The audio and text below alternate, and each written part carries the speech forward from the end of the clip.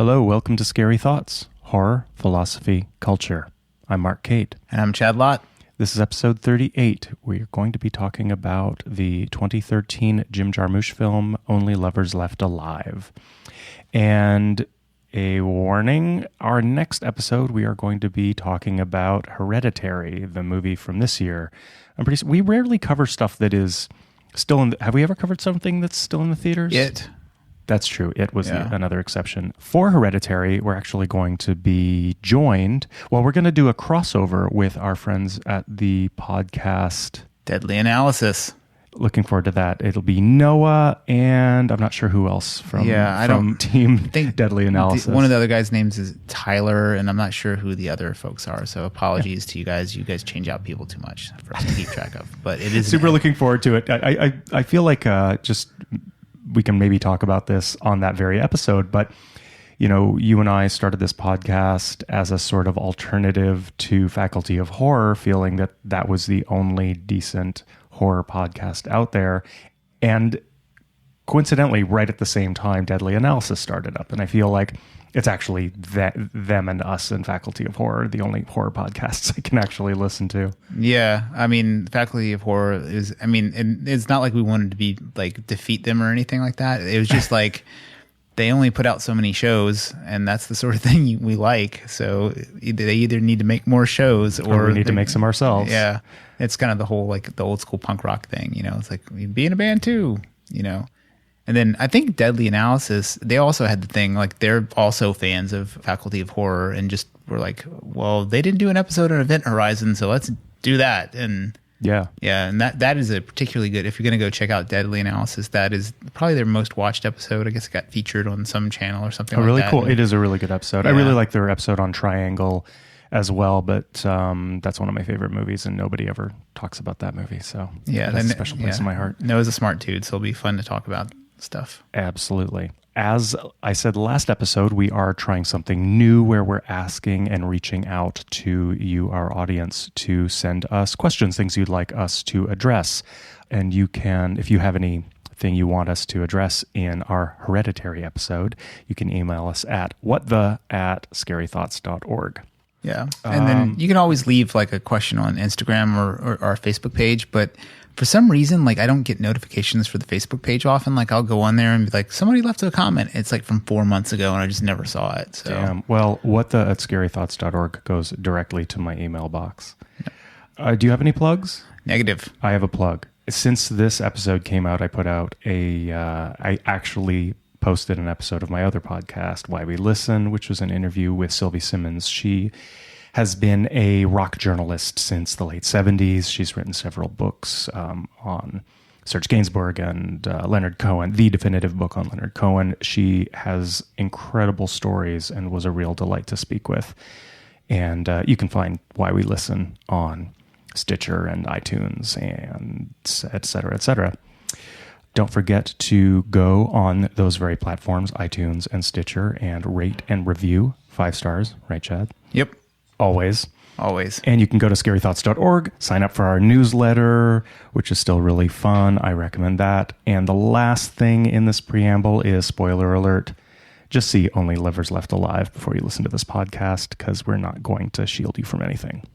Where do you want to start? Well, I think let's start at the beginning, you know, because there's a lot to talk about how the movie kicks off. The title comes up in that classic gothic vampire, like Hammer horror script, which is kind of an interesting choice because the rest of the movie is not like that at all. There's none of the classic, like, silly vampire shit, like no Christopher Lee vampire, orange blood in this particular film. And then sort of the opposite of what we do in The Shadows in that way. Yeah, although I will say in that way. Yeah, like the house that they live in, or both houses really, like it could be the set from What We Do in the Shadows with some music nerd gear all around it. Like it just definitely seems to be a thing that vampires do not care about tidiness at all. Totally. I will say that the final shot of Only Lovers Left Alive is also similar. The bearing fangs coming down at the camera. Yes. I really liked it. It's crazy hokey, but it's a similar gesture. It's a vampire film and TV trope. Yeah, totally. To attack the camera. Yeah, and then it starts off with that cover of Funnel of Love that Jim Jarmusch's band Squirrel does. And it's interesting for this opening because it combines like Western guitar noises with like these Middle Eastern guitar noises, which is basically exactly what happens at the beginning of the film. The male vampire Adam is in Detroit, where all the cool rock and roll stuff happens, and his wife Eve, so hilarious, Adam and Eve. Like, there's stuff like that in this film that's just so hokey. He says that he takes it from Mark Twain's book, The Diaries of Adam and Eve. He's very firm about that, but that's about Adam and Eve too. So it's it's like sorry, it's buddy. a weak casting. It's spell. like saying that like you wrote a story about Princess Leia because of Return of the Jedi, not Star Wars. You know, it's just like it doesn't make any sense. Yeah. But so there's like these two musical influences going on, representing these two places they're living in, Detroit and Tangiers, and later on, I think, I'll just skip to the right at the very end. There's a musical scene at the very end where it's like all Middle Eastern music. And I think, like, I have a little bit more to say about that when we get to our end of history, Francis Fukuyama portion of the podcast. Everybody's favorite part of our podcast. Yeah. But just keeping that in mind that there's like a blend, and near the end, there's only the Middle Eastern music, which I think it's kind of, who knows if it was planned or not, but it definitely seems to like provide interesting bookends for the beginning and end of the film. My general take on this film, well, my not very scary thoughts, my personal take on this film is, as a visceral experience, I believe that if I had seen this movie when I was, say, 14, it would have created an absolute template for how I was going to sort of proceed with the rest of my life. And it probably wouldn't have gone much differently than it actually had, which is sad. But I feel like all the touchstones, not just his wall of fame, his I don't have any heroes, wall of heroes, but also the aesthetics of this film are everything I'm invested in. You know, like loud post-rock, unkempt wild hair, an affinity for Northern Africa. You know, these things are just so like enmeshed in my aesthetic preferences in my life. And so I feel like this film was somehow very personal for me, but at the same time with full recognition that it is crazy hokey. Yeah.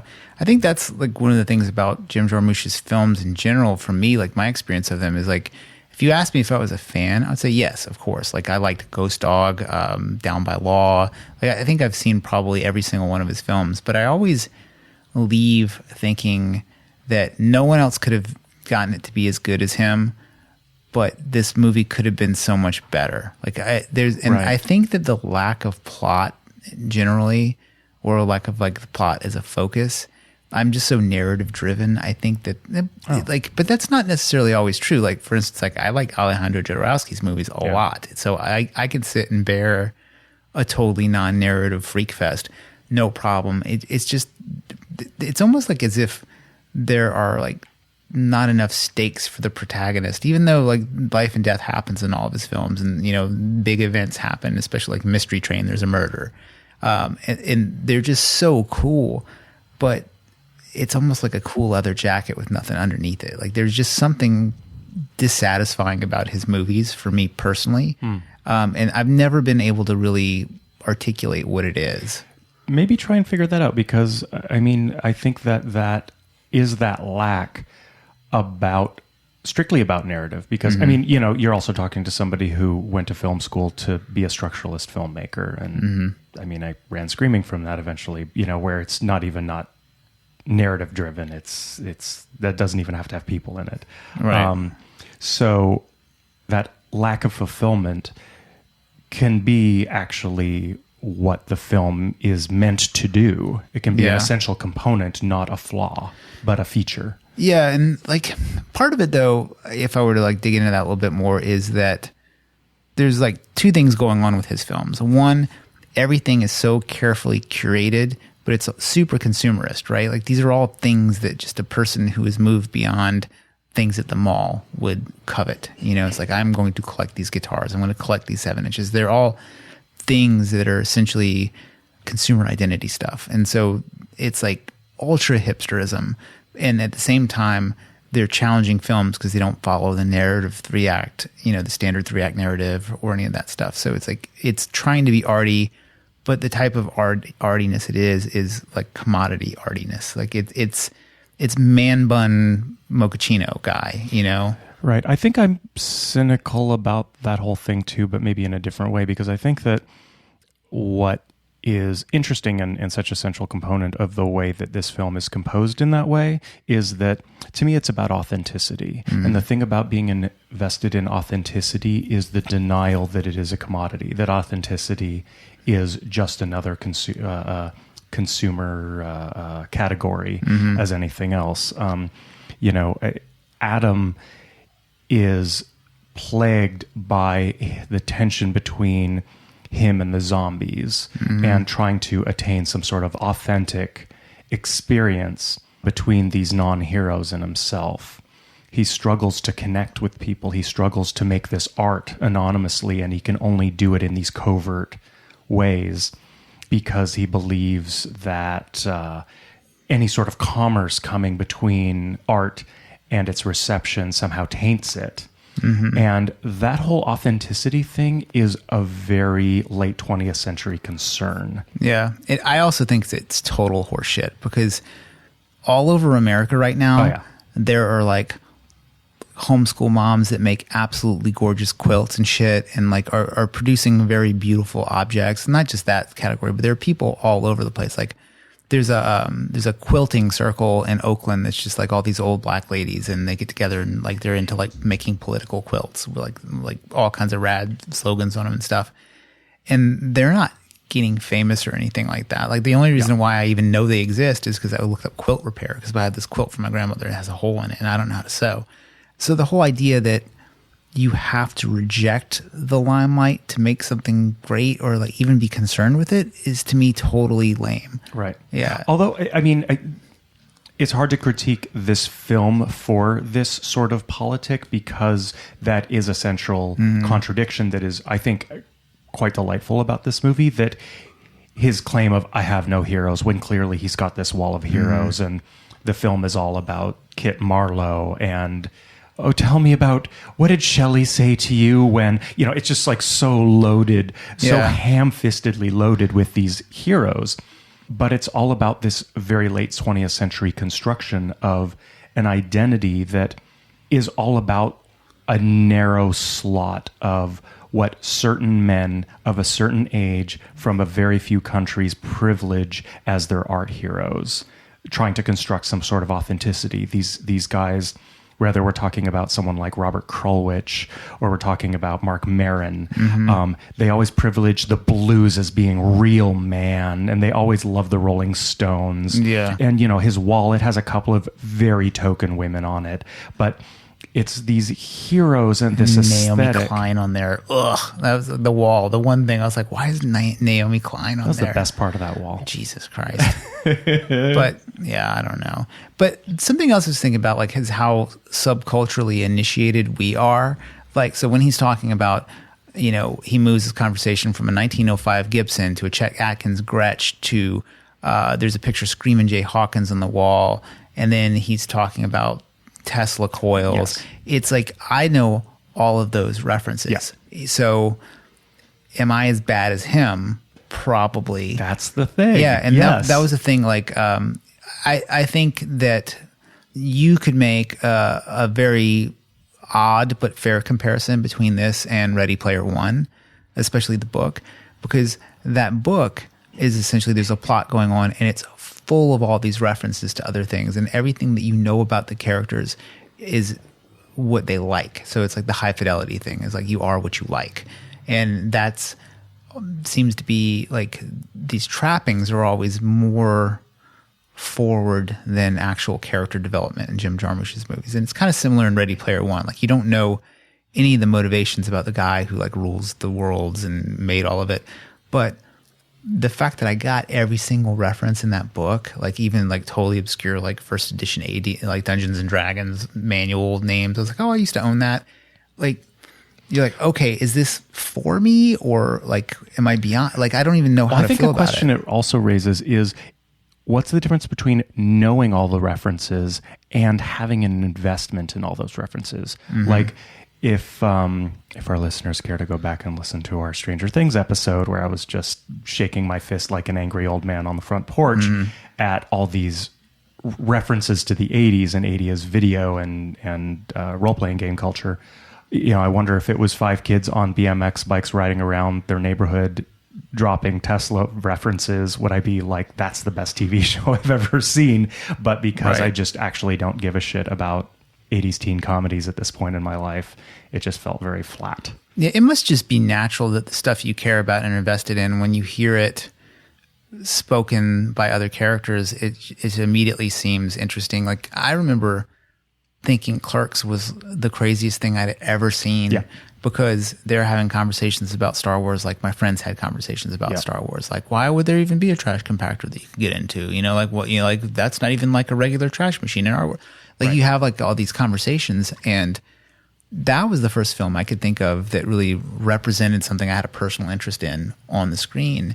And maybe it's just we're old enough now, whatever, but like the type of shit in Only Lovers Left Alive, like I love all of it. Like, I'm interested in all of it, with the exception, like, I mean, even though I wouldn't even say the exception, like, I like odd science. Like 2 or 3 of the last books I read are like odd science books, you know. But there is something like his little like diatribe he goes on about like how all these inventors have been killed and blah blah blah, and humans just don't understand. It's like, well, first of all, those are all humans, so they're on Team Human, buddy. And the other thing about it is there's this weird thing that like pseudo-intellectual atheist types do, where they're into science people the way that people like baseball people are into like Babe Ruth. They're like, oh my God, Tesla. Or you see people wearing like NASA t-shirts and stuff. And like, you don't know anything about that shit. You just think it like makes a wedge between you and the proles. Does that make sense? Like it's a way of staking an identity claim. It's on the outer reaches of a particular field. Yeah, it's like not only are you so smart that you love science, it's fucking oh my God, but you can't even like normal science. You're into the edgy shit. Yeah, you're into like borderline alchemy. Right. You know, and it's like, and in science, the whole thing about it is it's supposed to work or it doesn't, right? Like, so for every Tesla that fucked a pigeon or whatever he did and like lived in obscurity until the name was sort of reclaimed, there's thousands of people who invented totally rad shit that have patents that we use every day that are just like as important, but like that's mainstream science. Yes. So science that actually worked. Yeah. I mean, I think that again is this fascinating part of this movie and the tension that it exists in, because I mean, it is a vampire story, and vampire films in particular, they're always used as surrogates to talk about something else. Mm-hmm. The vampire as this other thing. So, you know, we use them to talk about, say, queerness or immigration, which is something we brought up in our Nosferatu episode, using vampires to talk about loose morality or Catholicism or anti-Catholicism or whatever. But in this, it seems to be the surrogate for the outsider. Yeah.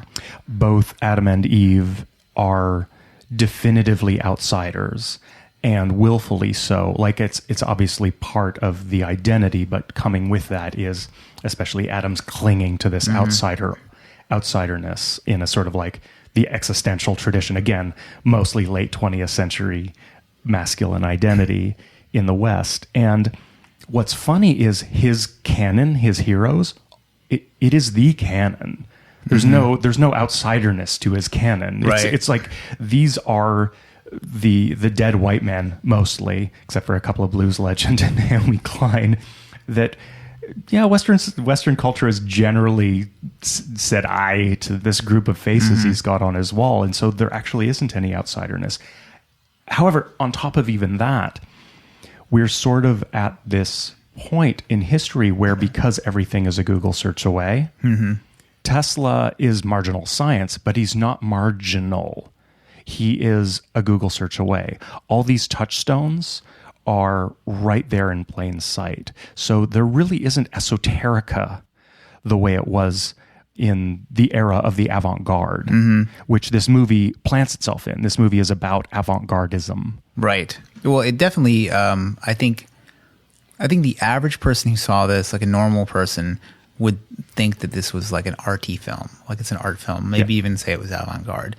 But if you read like Theodore Adorno, we were talking about this off mic before, his idea, and him and Horkheimer, they basically said that if you even see it referenced someplace, it's mainstream. Like, so no matter how weird or outsider it is, if it's on the internet even, it is now part of culture, and it's at least responding to culture. And it's like all these anachronistic interests that Adam has, like they're in the context of the world. Like when the sister Ava shows up and she's like, oh, I heard this song in a club, you know, it was on vinyl. Can I get a download? And he's like, no.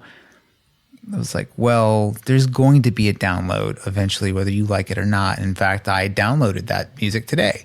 So it's like, so what are you saying with that character? Because clearly he's the protagonist. You're meant to be, have some identity. You're meant to identify with him in some way. And so if all of his stuff is actually just regular culture, but he's sort of countercultural, it's like, it's basically like the vampire is what makes him more special. Cause like the shit he's into is like the kind of shit that Marc Maron's into. You know what I mean? Like I'm surprised that he didn't open the door wearing a plaid shirt and selvage jeans. You know, it would have totally made sense. And instead he basically, we're splitting hairs at this point between what he actually wears and that uniform for sure. Yeah. I mean, he goes even further. Like he has like a 200-year-old dressing gown that he's still wearing. I'm like, God damn, how good is that cloth if that thing lasted that long? Interesting. But one of the things I think when we talk about like what are the analogs, like what kind of vampires are these? I think these are dinks. These are double income, no kid vampires. Like what? Dinks. Have you ever heard that term? No. So it's basically like you and Monique and me and my wife. Like you're double income, no kids, and I have never heard that acronym before. Yeah. So I wish it said something that was a better word. Yeah, there's no way around it. It just sounds like dismissive or something like that. Yeah. But it's actually a great lifestyle. But no regrets. No regrets. Can't that be it? And R. Yeah. And one of the criticisms of the dink lifestyle is it's very insular and narcissistic. And I feel like in some ways it kind of is. Because like my wife and I, we very much like turn in on ourselves a little bit sometimes, you know, because we're not biologically connected, or we don't have biological stakes out there in the world. Like we're not meeting a new couple that have a kid our age and we're going to have a play date and stuff. So that stuff isn't happening with us. And I feel as we get older, we have to make a much stronger effort to be in other people's lives. Otherwise, like, especially me, like I give a fuck about people most of the time. Like, just like I'm totally a natural misanthrope. Surprised you show up for this podcast. It's so weird. I'm very honest. Like a lot of times I'm just like, man, I could just stay home and smoke all this weed and read this H.P. Lovecraft book, and this would be great, you know? So I felt a lot of kind of kinship with Adam's character in the way that he just has his stuff that he likes, and he doesn't really need anybody else except for... And he looks out his front window and he's like, fucking kids out on the lawn making noise. Yeah, he's like, fuck these little rabble-rousers. Although the weird thing is the Ian relationship, right? Because it's Adam, in rejecting the modern world, he has not figured out that he could do his dark bidding on eBay and just buy all that shit. And so like, it seems to be like Ian has potentially stolen some of his music and had it pressed into these like all black records. And so he's the reason why people are like learning and knowing about him in the world. And I think that is probably a conscious decision on Adam's part. Like, I think that like no one makes something great and then doesn't want anybody to see it unless they're absolutely fucking insane, like Henry Darger or something like that. Like, I don't know. I disagree with that. Really? Yeah. I mean, I think the impulse is predominant and prevalent, but I think we can look at this and think that if you had been around for, he's supposed to be 500 or 600 years old. So Tilda Swinton says he's in an interview says that he is 500 years old, that's right, and she is 3,000 years old. So I think if you've got a few hundred years on you, you might and don't need to connect your art to commerce. You could well disconnect your desire to be represented, especially if being found out is dangerous to your existence. Yeah, so that's like they go. So you just want to sort of like throw these memes, just these gentle infections into the stream of history, the stream of art history. I can see being resigned to doing that anonymously, and you can just sort of be smug and disappointed at the same time. I don't know, man. Like the closest thing I could think of to that is like Buckethead, right? Like he has an enormous back catalog of totally weird, groundbreaking music. It's not to most people's taste. Like obviously, like people are just not having it. But if you are a fan of odd things and you sit down and go, okay, I'm going to give this music a chance, it is clearly genius. But he's different because Buckethead, whether our listeners know who we're talking about or not, actually, if you don't, that's so much the better for the point. He is at least branding himself. You might not know what he looks like and what his Christian name is, but he is creating an identity and a continuity with his own work. So even if he wears a bucket on his head, the next time he shows up at a venue or releases an album as Buckethead, it's Buckethead. So he's still feeding his own ego in a certain way. He's just doing it a different way. Yeah, part of what I'm saying here is, as an artist, would you make something that no one ever saw if you didn't believe? I could see like, oh, I don't believe in it, or like, oh, my story's not ready to read, or this album's not ready to listen to. But if you had recorded and mixed down an album that you legitimately thought was a very good, like, well, I wouldn't, but I can totally understand people not wanting to do it or being perfectly content to be anonymous, purely anonymous, not without us. You know, it's like giving to charity anonymously.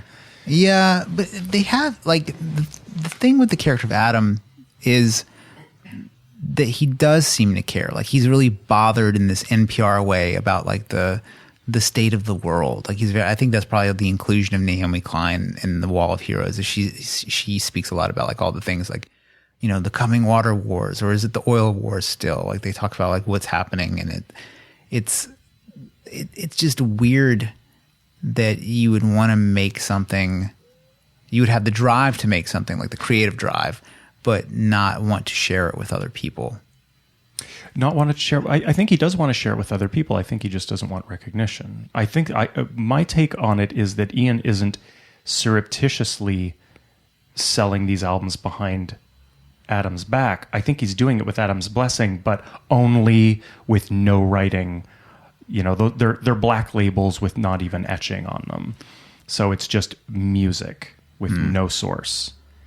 I mean, he was selling them right out in the open in front of Adam at the club. And I do get the feeling that Ian wouldn't do anything behind Adam's back. Yeah, I don't get any sense of I felt like, though, it was supposed to be like sort of covert, because the way that it's framed like a drug deal. Like, it uses like the hand pass that happens with the money and the things, in the way that that weird blonde dude who gets the records, like, kind of looks back, like, knowingly, but also kind of menacingly. Yeah. It has like a scoring feel to it. And I don't know that it's not like just a fault of the film that it doesn't make sense. Or like, I don't, you know, it seems like I would be hesitant to call it sloppy writing because everything else is so dialed in this. I think it's out in the open. Yeah. I really do. That's the way I read it. Yeah. I don't know, like, because he seemed so surprised that anyone had heard his music.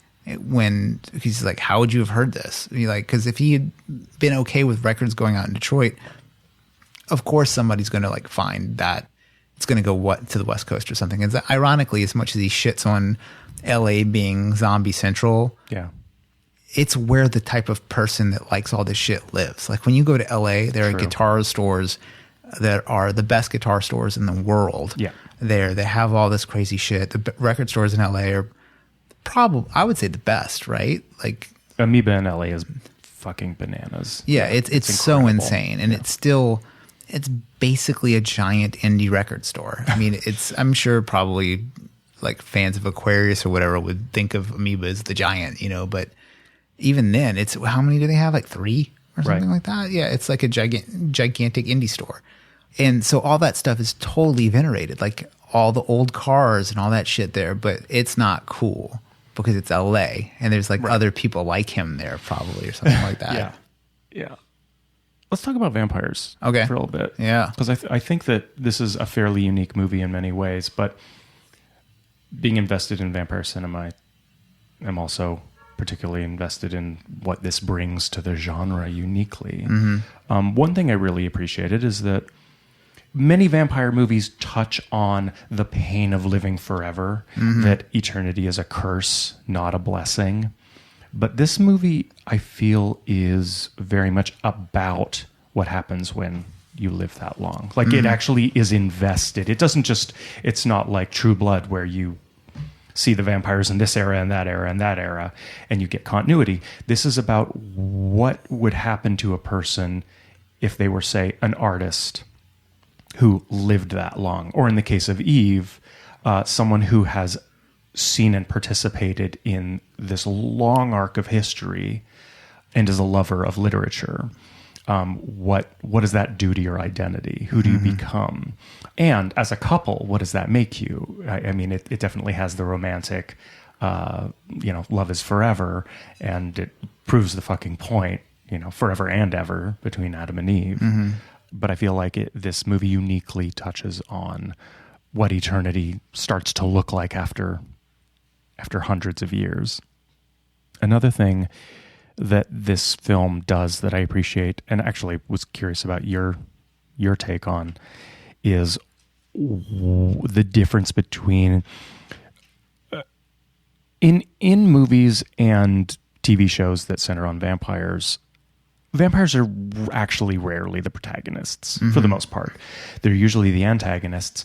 They're usually very alluring, and that's part of what's great about vampire cinema, is you always have these antagonists that you identify with, and not just the way we identify with or appreciate Freddy Krueger or Mike Myers, but actually sort of are invested in this seductive, often very sexual villain.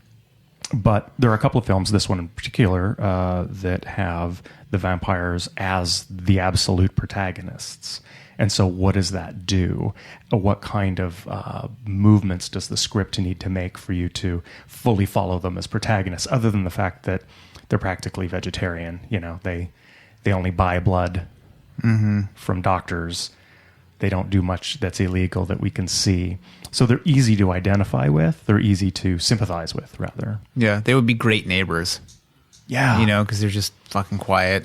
Or maybe he would probably be loud because all the music stuff or whatever. This guy's got a drum kit in his living room. He doesn't give a fuck. Yeah, I was trying to think when you said vampire movies the vampires aren't usually the protagonists, but in the best vampire movies they are. For instance, Interview with a Vampire. Maybe that's not the best one, but I'm just thinking about... No, it is not. But all the coolest vampires, the main character, Vampire in Brooklyn with Eddie Murphy. God damn it.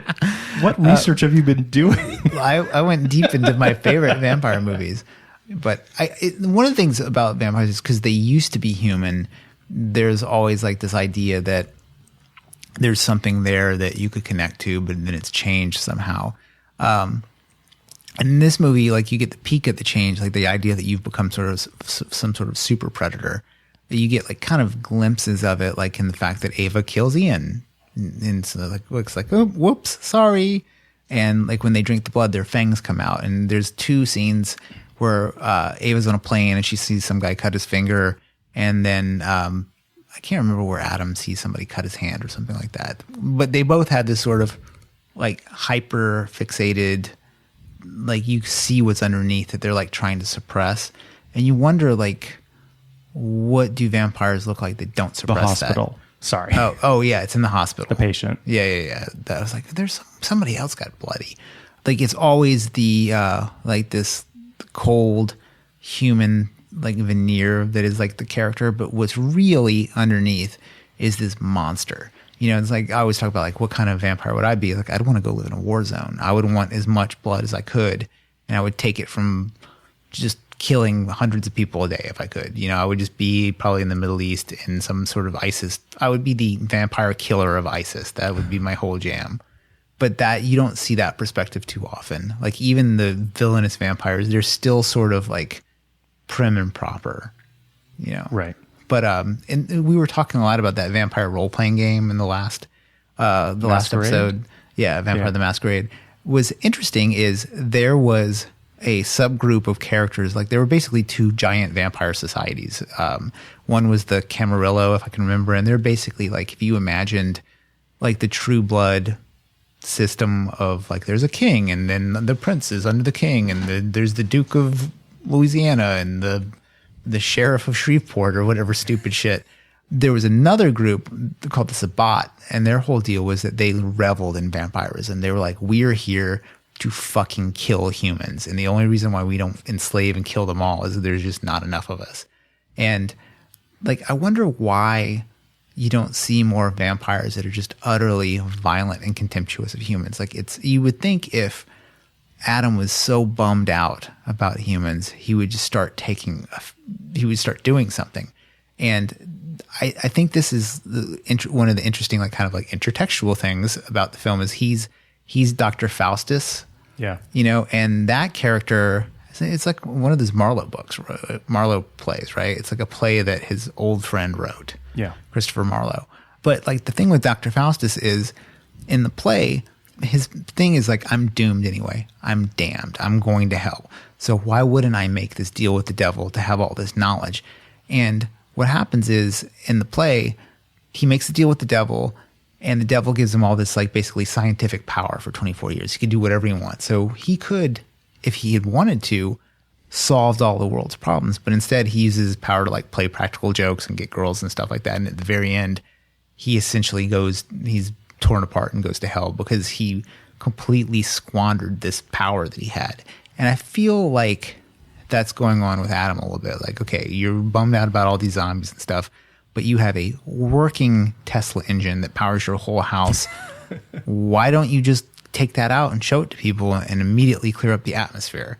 You know, like it's so he's a kind of a bullshit person in the way that like Dr. Faustus is a bullshit person, and probably most people who have concerns about whatever they're posting on Facebook that actually do nothing about it. Like you're concerned about the environment, but you get yourself a fucking Tesla and some TFL bulbs and call it a day.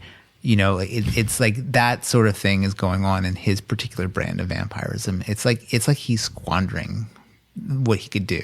Oh, sure. But I mean, I think that's central to his character, even as an artist, that he's squandering what he can do. Yeah. And I think that like this is kind of a long way of talking about like vampires and their personalities, but you're basically still whatever you were. You know, like in life, he was probably hanging around with depressed, shitty poets. Right. And he went into the afterlife doing the same. Whereas Eve is very much like more of a celebrator of life. And it's probably the fact that she was a druid, you know, and like 3,000 years ago. Yeah. Actually, that thing you're talking about is something I really appreciate. It happens both in Buffy and True Blood, that Spike is this pathetic, simpering poet who is just lonely and sexless, and he becomes a vampire and becomes Spike. He becomes this like rock and roll leather jacket bad boy. Mm-hmm. And then I always forget the character's name in True Blood with the red hair, Bill's only progeny. Oh yeah, she's super hot. I can't remember what her name is though. Where she's this goody two shoes Christian girl. She gets turned and she just becomes a wild child. Yeah, pretty instantly. I mean, I feel like if I became a vampire, there would be a significant amount of anarchy around my existence.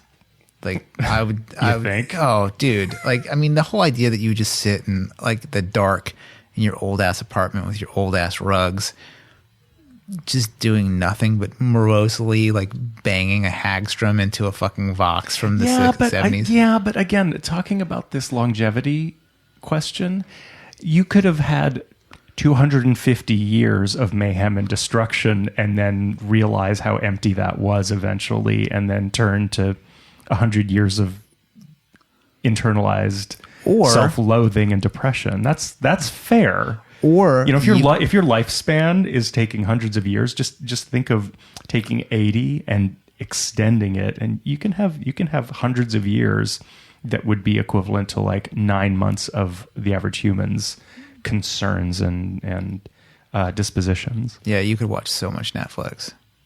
Watch everything on Netflix. Yeah, I spent 100 years just binge watching Netflix and eating ice cream. Oh, you know what another good vampire move would have been?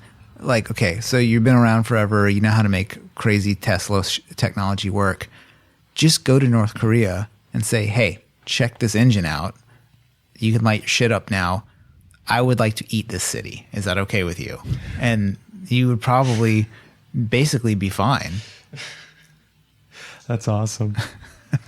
Going back to the science thing and vampires in particular, in so many vampire films, there is the scientist who doesn't believe in vampires. Oh, that's just local folklore.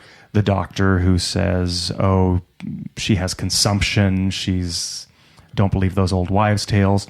Or the savior who's going to conquer Dracula with science or something. There's often this science versus vampires, and usually science is wrong.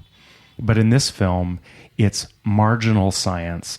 It seems that the only thing in this film other than vampirism that is added as fiction to this world, in the world building of Only Lovers Left Alive, what are the things that you and I don't have in our real life? Vampires, and Tesla was right. I can't think of anything else in this movie that isn't part of our practical reality. And so in this film, the way science plays out is he mourns these scientists for having been persecuted as if they were artists, and that Tesla was actually right. Which is preposterous. And that also makes me think of, my often complaint, most vampire films rely on the truth of Christianity, that the crucifix and Catholicism works. Catholicism, like, otherwise there works. would be no exorcism. Exactly. Yeah. And that has been less and less and less. But this film, Tesla, is somehow real, and that's sort of the ridiculous magical part of this film. Yeah. Well, there is the whole veneration of Tesla, I think, is a very West Coast thing. Like the whole idea that people are trying to supplant religion with science as a religion. And like, to me, the hard-edged atheists, there's this argument that goes something like, well, atheism is just another religion. And, on one level, a Sam Harris type, who's basically who they're talking about, will come back and say, well, how is it a religion to not believe in something? And my response to that would be, those perspectives and those attitudes are as fucking irritating to normal common decency and discourse as a Bible-beating fuckface is. And so based on the fact that it is supremely irritating, it is religion. Based on its irritability to you? Yeah. To me, it's it's just a belief, right? And, Sure. hell's other people's beliefs. And because it's usually when one person encroaches upon another person, it's generally because they believe something stupid, and the other person doesn't believe it. And that's the root of all these conflicts that most people have. But he represents his antipathy towards modern technology, or Jim Jarmusch does, represents Adam's antipathy towards all this technology really interestingly with the camera. I think he does a really good job of it. And in the setting, Eve is talking on an iPhone, whereas he has constructed some sort of webcam jalopy contraption out of a 1970s television. So funny. And whatever, non-Euclidean computer he's crafted together from a Commodore 64 and a typewriter that William Burroughs used to own or some bullshit. And there's two shots in the film where there's one shot where he shines a flashlight up to all of the power grid stuff that he's disconnected from his house. And it is overtaking his house like vines. Yeah. And then later, he looks up with contempt at another set of wires that's in Tangiers on the wall, and it looks like cancer on the city because it's this black mass that is against this beautiful old wall, and it's causing these cracks that look like veins around it. And I think that sort of perspective, this is the problem. This modern technology is the problem. It's totally the type of person who has made enough money to have an off-the-grid ranch in Montana would say about people like us living in Lawson apartments in San Francisco. It's yes, you have become privileged enough to have disdain for this thing that actually helps almost everybody else. Totally. Yeah. Well, that's, and I mean, that privilege extends to something you and I have complained about before, which is how nice to be in such a privileged position that you can grow your own organic vegetables in an urban setting. Yeah. Or so privileged that you can be part of the slow food movement, that you can make your own textiles. I live in the Mission. right between where you and I ate dinner and coming here to record this episode, we passed how many boutiques full of things that people made by hand, and it's fantastic. And it's really great to have that connection with craft and artisanal creation. But it is a privilege to be able to do so. It is a privilege to not have to be part of the Walmart economy. It's a privilege to not depend on pinching your pennies to be able to purchase beyond the scope of Amazon or everything being made in China. You know? Yeah. It's like that is something you and I just get to do. Yeah. That is rare. Yeah. Let's go back a little bit to vampirism and like the powers that these vampires demonstrate, because they're a little all over the place. Like the one power is Eve's ability to speed read books with her fingers. And if I could have any vampiric power, for sure, it would be that. Like if I could just read that quickly, my life would be infinitely better. Like no wonder all she does is sit in a room full of rare books. Well, I think that there is possibly a distinction, because I feel that she is not necessarily speed reading, because we're not talking about someone who's blasting through science textbooks to extract facts. Yeah, it's not like Johnny Five in Short Circuit. Like more information, and he's like not that. Yeah, exactly. Yeah. She's not having this, I know Kung Fu. It's not a download. Yeah. She is passionate about literature so much so that she can read stacks of books and still want to take them with her because she loves them so much, even though she literally just read every single one of them as she was packing them. Yeah, and to take to another it's country. like she's reading them to make sure it's the book that she wants to bring with her. Oh my God, which I go through the same. I'm going to New Orleans next week, and like one of my big dilemmas is like, what books am I going to bring with me? Oh sure. Like imagine if you could read them all to make that decision. And then like I've already purchased them, so I'm not going to rebuy them for my Kindle because the Kindle makes total sense. But you know, yeah. But so she's not speed reading; it's something else. Yeah. So and it made me think of the way Daredevil reads in the comic books.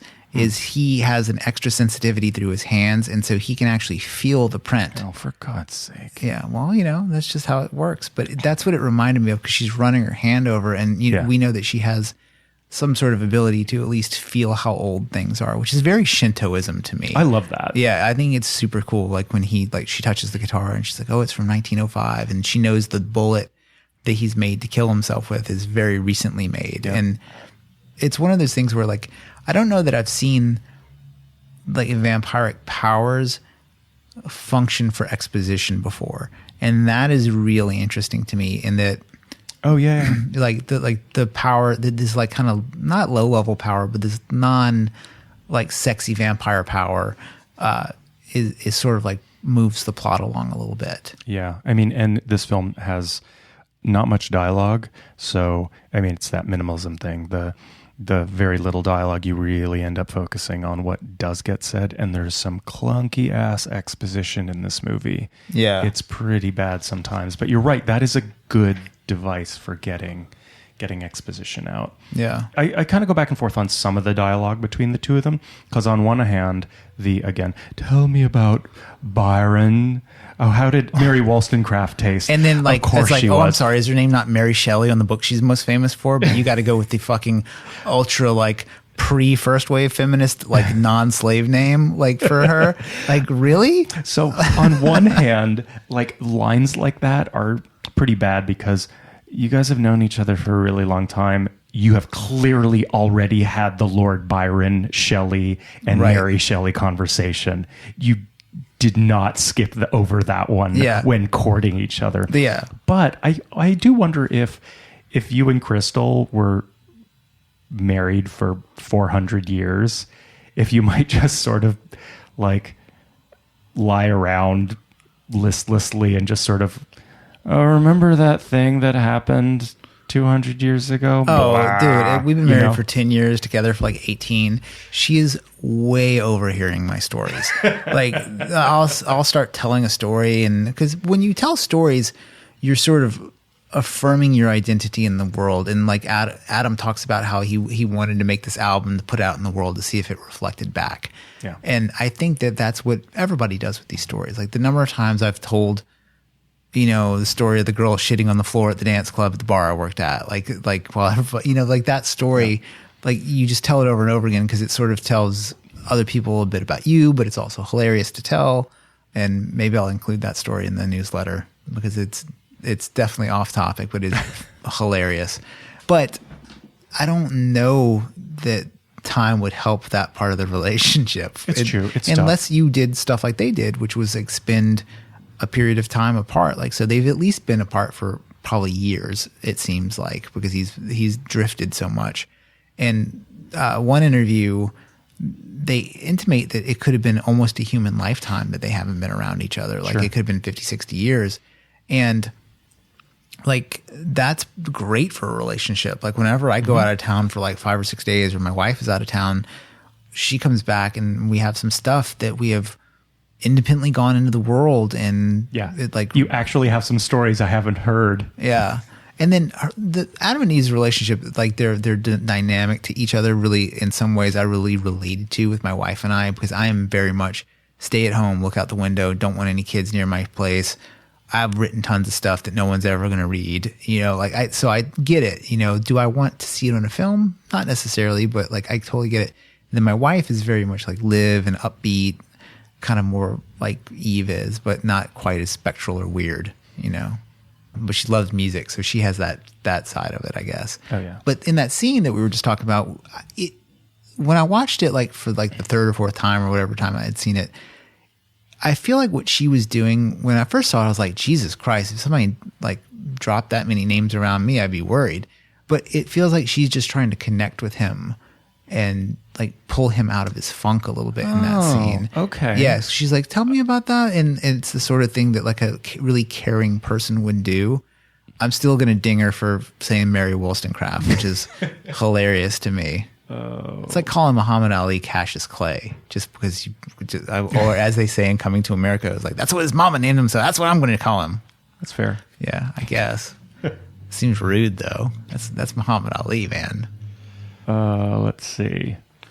Another thing I liked that it brought to vampire cinema is usually, this is something we talked about in the Nosferatu episode, vampire as infestation, as infection, that this film is the opposite, that vampires are in danger of dying out because human blood is being contaminated. Yes. So this brings us into the great man theory of the podcast, which is, I know, not what you're a fan of, but okay. So I was thinking a lot about this, and Jim Jarmusch has done a thing with his vampires where he has essentially staked out this position that humans kind of suck. There are a few exceptional humans who are responsible for all the great things in history, and then everything else is just vampires doing, right? And so this is like Thomas Carlyle's theory that like all of human history, like it basically is just a collection of biographies of great people.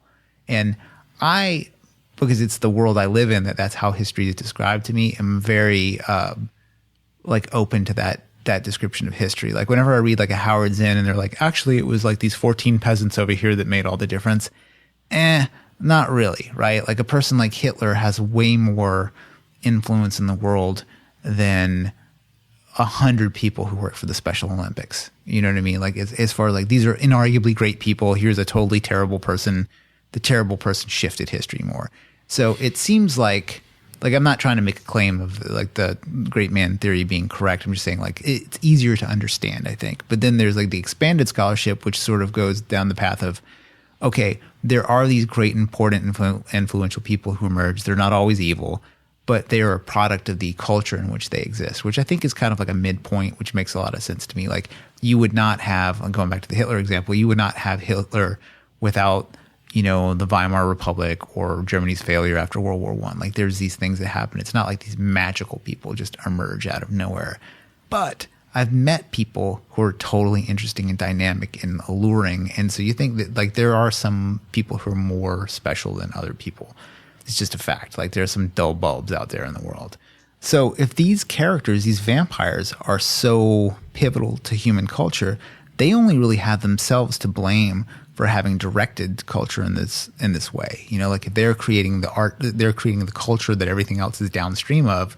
Like Harold Bloom makes this point about how Shakespeare sort of invented the modern person, that like pre-Shakespeare, you didn't see the sort of self-reflective narcissism in characters that's interesting. Like you just didn't see it. It doesn't exist in literature before that. And I was like, man, that's a pretty strong claim. And I started looking into it a little bit myself, and you sort of don't. Like you don't see that sort of like internal like strife that you associate with vampires. And it's so, I think, pretty well done that the one older character is like, I wish I had met him before I had written Hamlet, because he's like the perfect Hamlet. So he's saying a couple things in that scene that Adam is so significant that he could have been an all-time great protagonist in a film. And so that he's describing Adam as Hamlet, then you know that this character is like a navel-gazing, indecisive, morose person. And maybe that's why the world is like that. It's because like characters like that were more in control of these like pivotal moments in history. So the vampires really only have themselves to blame.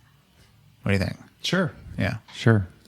Now, does that connect directly with what you were thinking about in terms of Fukuyama and the end of history? Well, or is that a separate stream? Well, so it would be sort of similar, which is like, okay, the whole thing with Fukuyama's end of history is that we have run out of new ideas, basically, and Western culture has sort of won.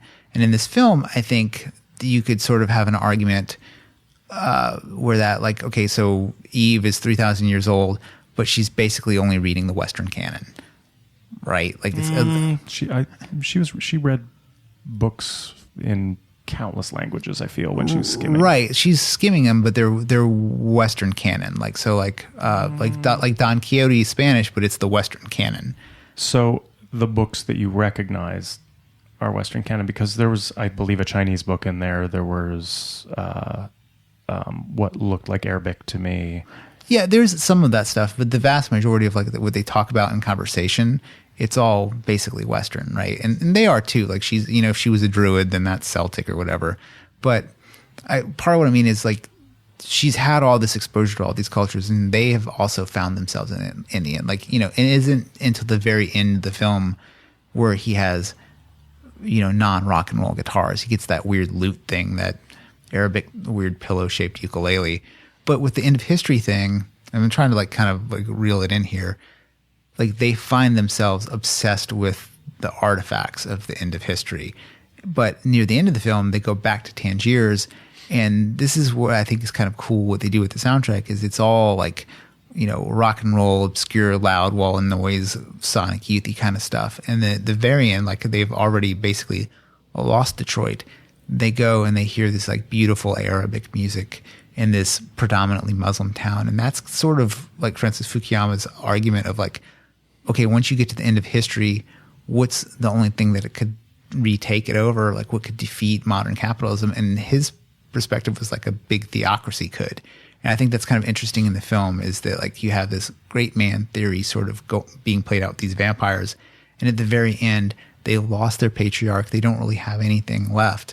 And so they sort of like re-feralize. They become the mythology vampires at the very end. Like they're hunting at the end like vampires. And it's like sort of this, they've gone to the end of the history and it's Detroit. And now they're going back in time a little bit and it's Tangiers. It just, I think, compellingly illustrated in the film visually and with sound. But it's like super like nerdy dork shit to think about. Yeah. No, it's great. Again, I think that connecting that stream, that idea of this longevity, of what would it be like to live that long, that's addressed in this film. Also, this movie really made me wonder about is adaptability. Mm-hmm. Obviously, we're talking about Jim Jarmusch and his own preferences, and so somehow someone who would be having ghost written for, oh God, what composer was it? That Schubert.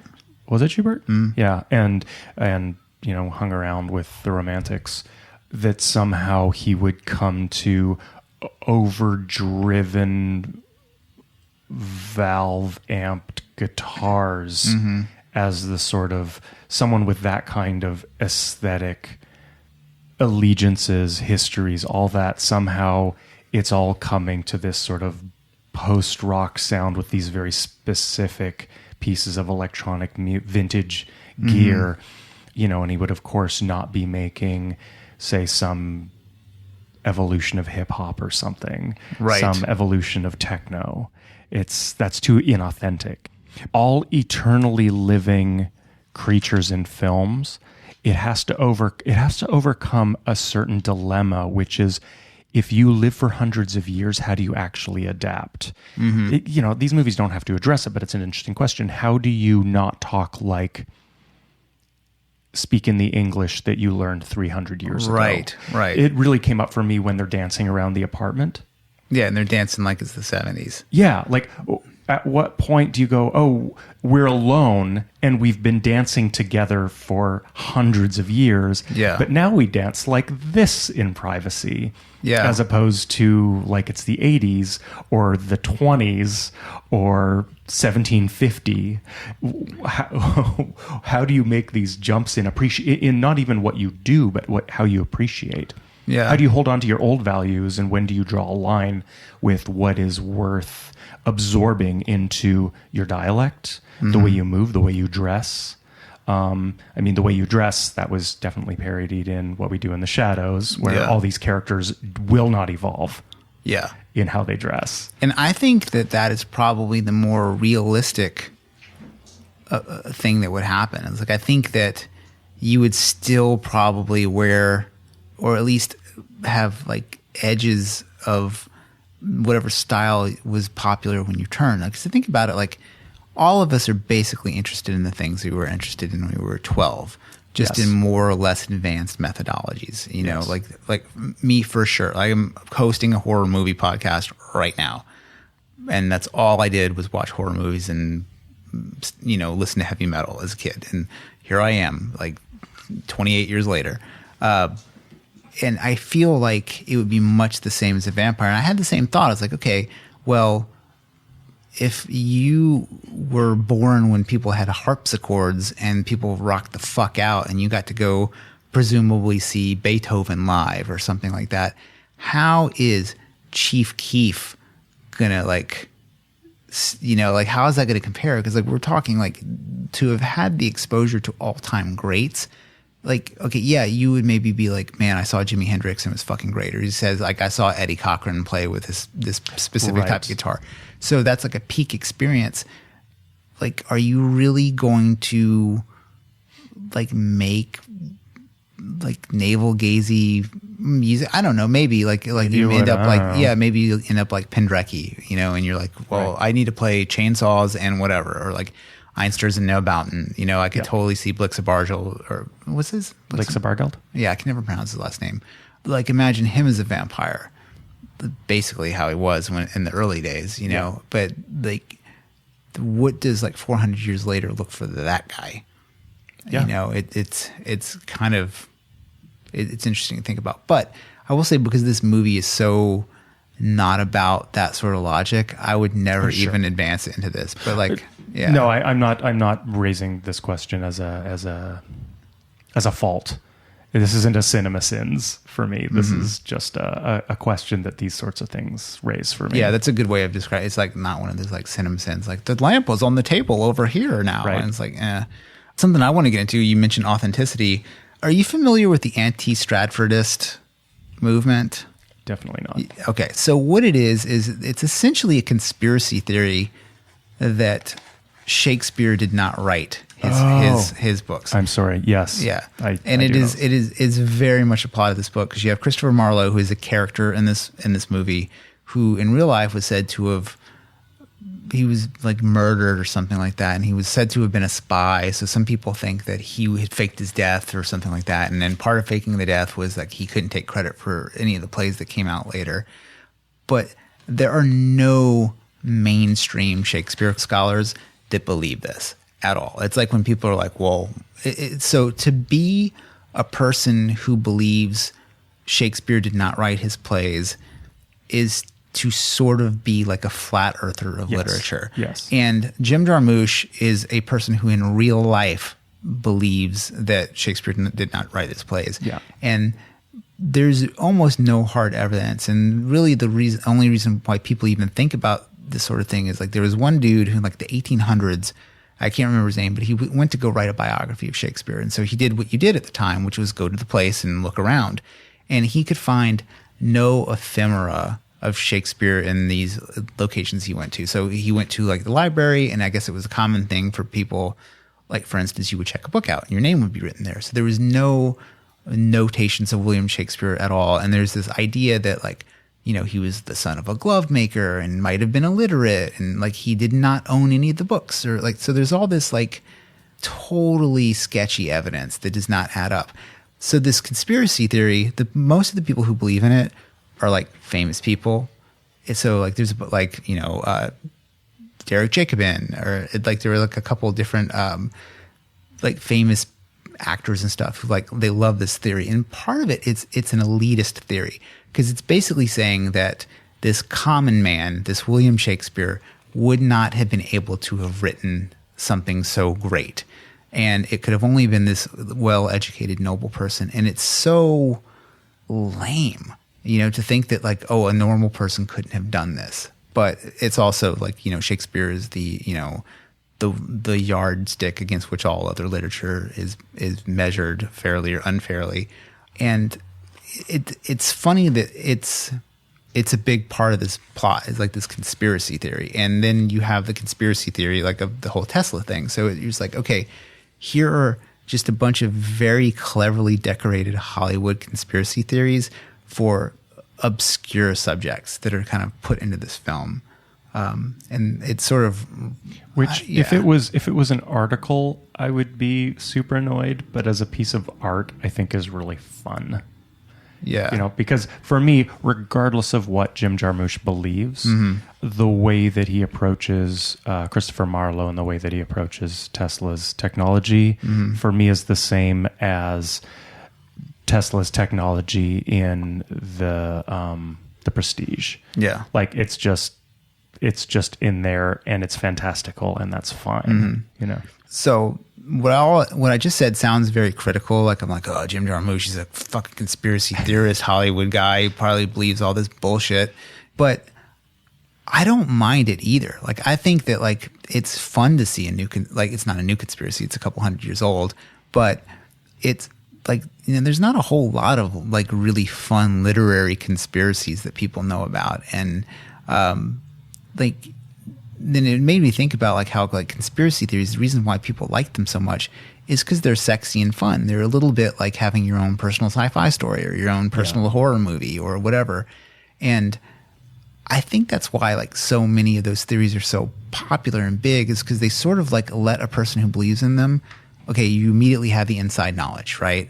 So you're part of the group of people that will be standing against the empire, evil empire of whatever.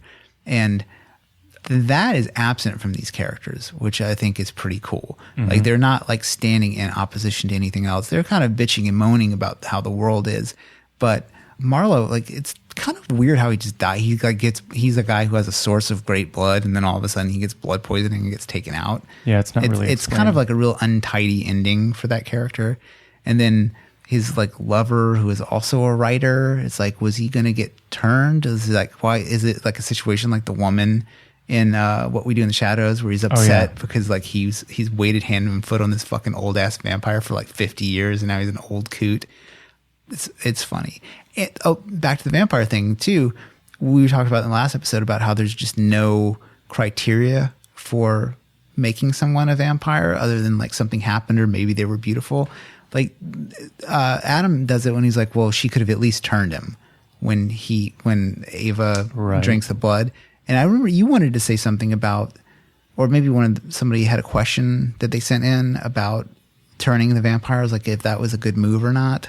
One of our listeners wrote, "What do you make of the contradiction that Eve would rather turn a victim than kill for blood, yet she seems excited by the idea of global human war as entertainment to cheer up Adam?"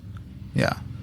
Well, I definitely can appreciate the sort of like natural anarchism of Eve. Yeah. Like she wants the conspiracy of Shakespeare not writing his works to go out in the world because it would totally cause all this chaos. And I think that's probably just a person who survived several gigantic, crazy wars. and probably realized that like at the end of something like that, if you're an immortal being, you're always going to come out on top at the end, you know? So it's like, you need to refill the bank account, like go steal some Nazi gold, you know, like as a vampire or something like that. But yeah, it's like he was going to change over this guy who really, all he did was just get him some guitars, and he would be totally superfluous if he discovered eBay. Like, you know. Well, he is going back to something I bring up about what we do in the shadows all the time is why don't we get some slaves question that's posed in that movie. Ian is the slave. He's paid really, really well, but he does get murdered on the job. Yeah. So being a slave might have been better. Yeah, maybe. Well, that's like the really dark argument about like how, I mean, this is so fucked up, and it's not my argument at all. But there are these people who made an argument that it was actually better for people to be enslaved than simply poor and oppressed, because at least the slave was taken care of because it was property. Right. And the reason why I know about this terrible theory is the Yes Men. Do you know that the performance art group that do like? I actually know one of them. Oh, you know one of them. Okay. They did a presentation with this information in front of like a bunch of like different like industry folks that were all in Africa. And they basically did a full on MBA style PowerPoint about what if we just re-enslaved this region instead of letting it be free market. And like the fact that people were sort of responsive to it before they caught on to it was weird, right? Like the whole sort of like, if you are a super predator species on Earth, why wouldn't you have slaves? Like you're not human anymore. Like humans have cattle. Why wouldn't a vampire have? Oh wait, I have an answer to this question. Yeah. Morality. Whose morality? Mine. I mean, this is just straight up Nietzsche and beyond good and evil stuff. Like if there's an Ubermensch, it's definitely going to be a vampire, right? But yeah, so that's a good kind of like philosophical question. At what point, if ever, do you abandon your human morality as a vampire? I'm thinking right after my wife dies of old age. At that point, I just go off and become a monster. Yeah. That seems fair. Yeah. Probably earlier than that, actually. Oh, one other question we got from a listener, from Jill, was she wrote, also, the gloves, is that a thing? I love the gloves addition to vampire lore in this film. I've never seen it elsewhere. I saw an interview with, I think it was with both Swinton and Jarmusch, and the answer was because they're cool. I think especially Jarmusch was saying there's crucifixes and garlic and all these tropes of vampire lore, and he wanted to add one, and it was the gloves, and he didn't feel like they had to be explained. I think that they fit an interesting purpose for Eve potentially, because if she is always reading the age of everything, it might be like wearing sunglasses for her. Yeah. Just to numb the information overload. Yeah, it made me think of like Rogue from the X-Men. Like you have this power where you're absorbing things and powers and stuff. Like I thought it was a very cool thing. And like Adam also seems to wear the gloves but doesn't need them as much, which might just be if this follows other vampire lore, the older you become, the more powerful you are. And which was another kind of curious thing is Adam clearly stuck in the past, Eve from the past, but kind of living life vibrantly. Her sister, who is either a sister because they have the same sire, or maybe they were actual sisters in real life. It's not really explained. Like she is very modern. Like she's like talking about YouTube and downloading stuff, and she's very LA. I think that might be the better way to be a vampire, like being up to date. Because that's more the Lestat position. Right. Yeah. I don't know. I think that she's in far more danger of being discovered and found out, and attracts a lot more attention to herself. The small window we get into her is she's totally reckless in every moment, in public and in private. And has had some sort of falling out with him in the 1930s. Yeah. Which you can imagine like a flapper version of this movie. Yeah. There will never be prequels to this. But you could imagine if this movie was like more of a Conjuring style film, we would see like meaning in scale and cheesiness, and like for the audience it's for. Like I could easily imagine like prequels to this where it's like only lovers left alive. So you know Paul Bowles. So that dude basically is, I think you could say, is the reason why there's like a bohemian attraction to Tangiers. And then later, like his writing, and then Burroughs. Yeah, and then so Bowles influenced Burroughs, and then after Burroughs, it's like every junkie in the planet probably showed up there. Yeah. Relatively recently, speaking of junkies showing up there, Anthony Bourdain had an episode in Tangiers, and a big portion of it is him sitting smoking. Well, he doesn't smoke weed on camera, but he smokes with these young students that are there, and it's the same cafe where Eve first meets Marlowe, and it's because they walk up. It's this very like iconic stairway that goes up into Cafe Baba, and I was like, oh, that looks very familiar.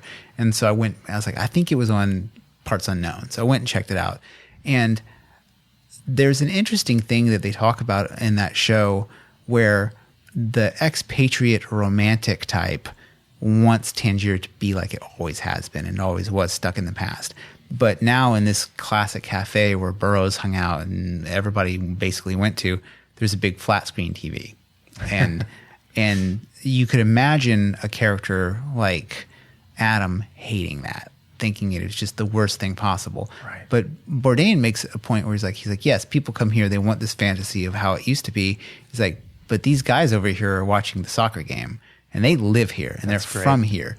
And so, like, that's one of the things that made me think about Ava maybe being sort of the more modern vampire, because she's adopted modernity. Like, she's not just stuck. Interesting, yeah. I mean, I know you're going back to New Orleans in a couple of days, and I definitely had exactly this sort of tension when I went to, what's the oldest bar in the quarter called? Lafitte's Blacksmith Shop. Yeah. So, I want to go to is it the oldest bar in America or just New Orleans? Well, whatever. It's outrageously old. Yeah. This really old bar. And you go in and it's just neon lights and slushy machines and video poker and it's, it stinks like piss, and it's clearly been a bar for hundreds of years, but it's, plastic cups and neon colored drinks, and it's garish. And it's, for me, I don't know, I had a real argument with myself. Monique and I talked about this endlessly, this desire for, again, authenticity, and then going, well, okay, what is this authenticity that I want? What's the cutoff date for any modern appliances that they might have? But then at the same time, it's taking an historical landmark and making it totally generic. I mean, this is different than the cafe saying, hey, these locals just want to watch the game, which I understand. But then taking an historical landmark and throwing in a bunch of modern crap to make it exactly like everything else that's in the quarter, I think is an awful disappointment. Yeah, well, I mean... But I can see both sides. It's hard, because obviously I privilege this wanting... being a tourist and wanting to like touch the real, just touch it, you know? And that's a really grotesque desire. Yeah, but also understandable, like you like cool stuff, like cool places, cool things that resonate. There's nothing cool about video poker. No, unless you win, that's kind of cool, but like no one wins. But yeah, the French Quarter, I think, has a little bit of like what goes on with Tangiers, is it's this place that is undeniably cool looking, but it's flooded with bullshit. Like the French Quarter, like people are like, oh, where should I hang out in the French Quarter? Where did I hang out?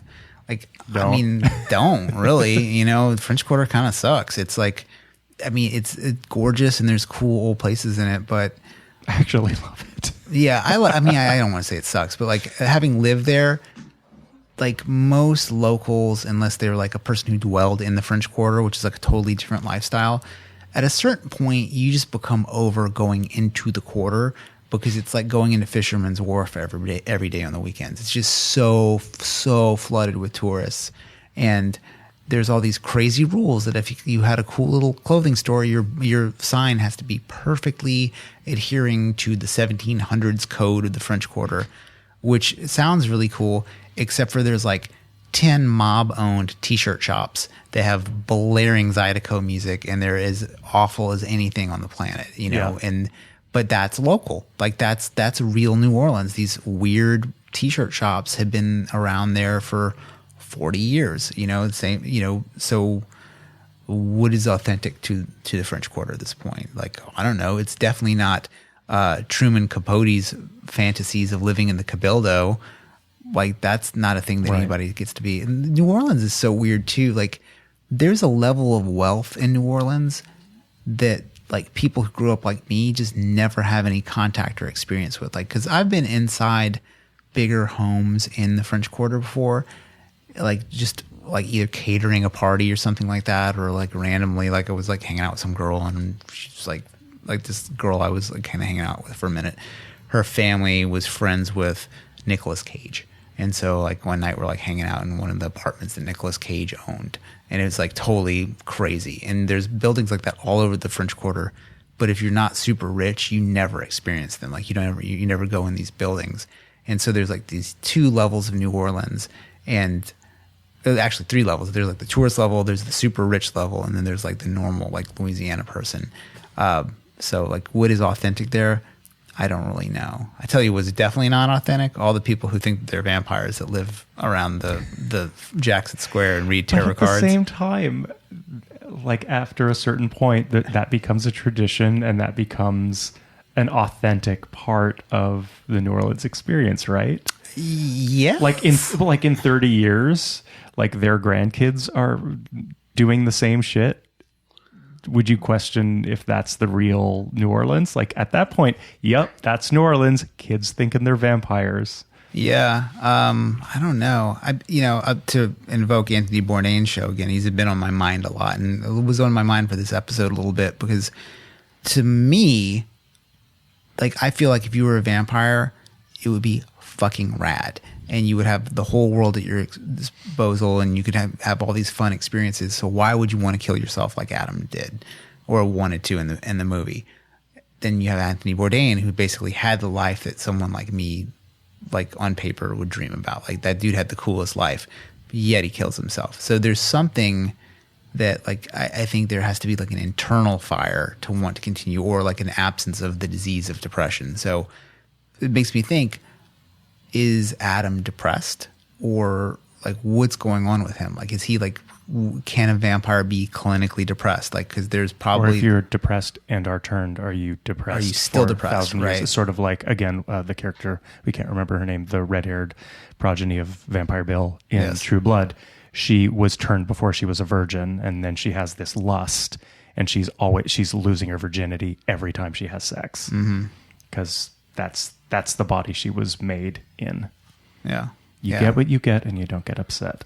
Yeah. So I guess your brain would probably still be wired for depression if you were turned into a vampire, and you'd probably be stuck. It'd probably be even worse, because it's not like you're going to go to a therapist. You're going to be fucked. Like, it's not like you could take an SRI inhibitor or something like that.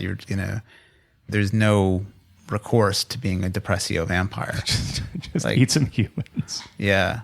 Something else to think about is like, okay, all the people who love all the shit that Adam loves, like all the old records and all that stuff, they also like real food and the experience of like hunting and making their own bacon and roasting their own bullshit coffee. It's strange to me that Adam would embark upon such a mediated experience for gathering something that clearly gives them pleasure, because they don't just drink the blood and they're like, oh, fuck, I'm full now. Great. It's not like, like they treat it like Soylent, right?